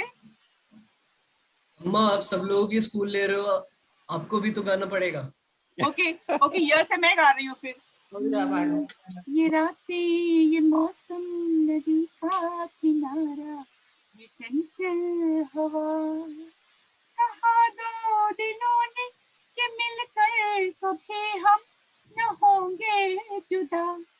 ये रातें, ये मौसम, नदी का किनारा, ये चंचल हवा. ओके, वर्स से गाइए कोई. वो से वाज होता है तो doctor Jude was. Doctor Jude. Come on Raghu, Manhar, Ravi, Rakesh, JP ji, Sudha, Ramnath ji, वह से बड़े अच्छे अच्छे गाने हैं.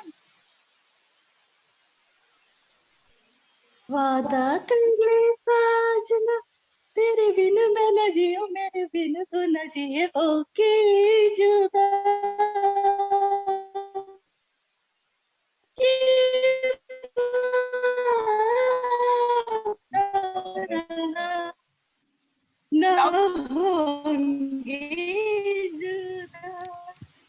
Srilaja, beautiful Srilaja.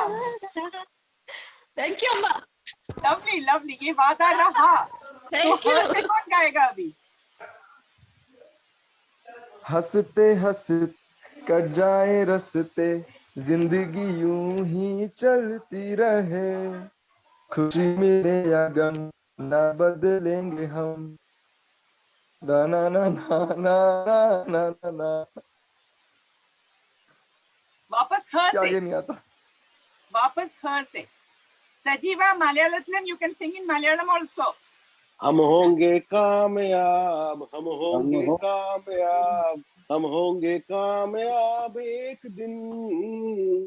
हो मन में है विश्वास, पूरा है विश्वास, हम होंगे कामयाब एक दिन.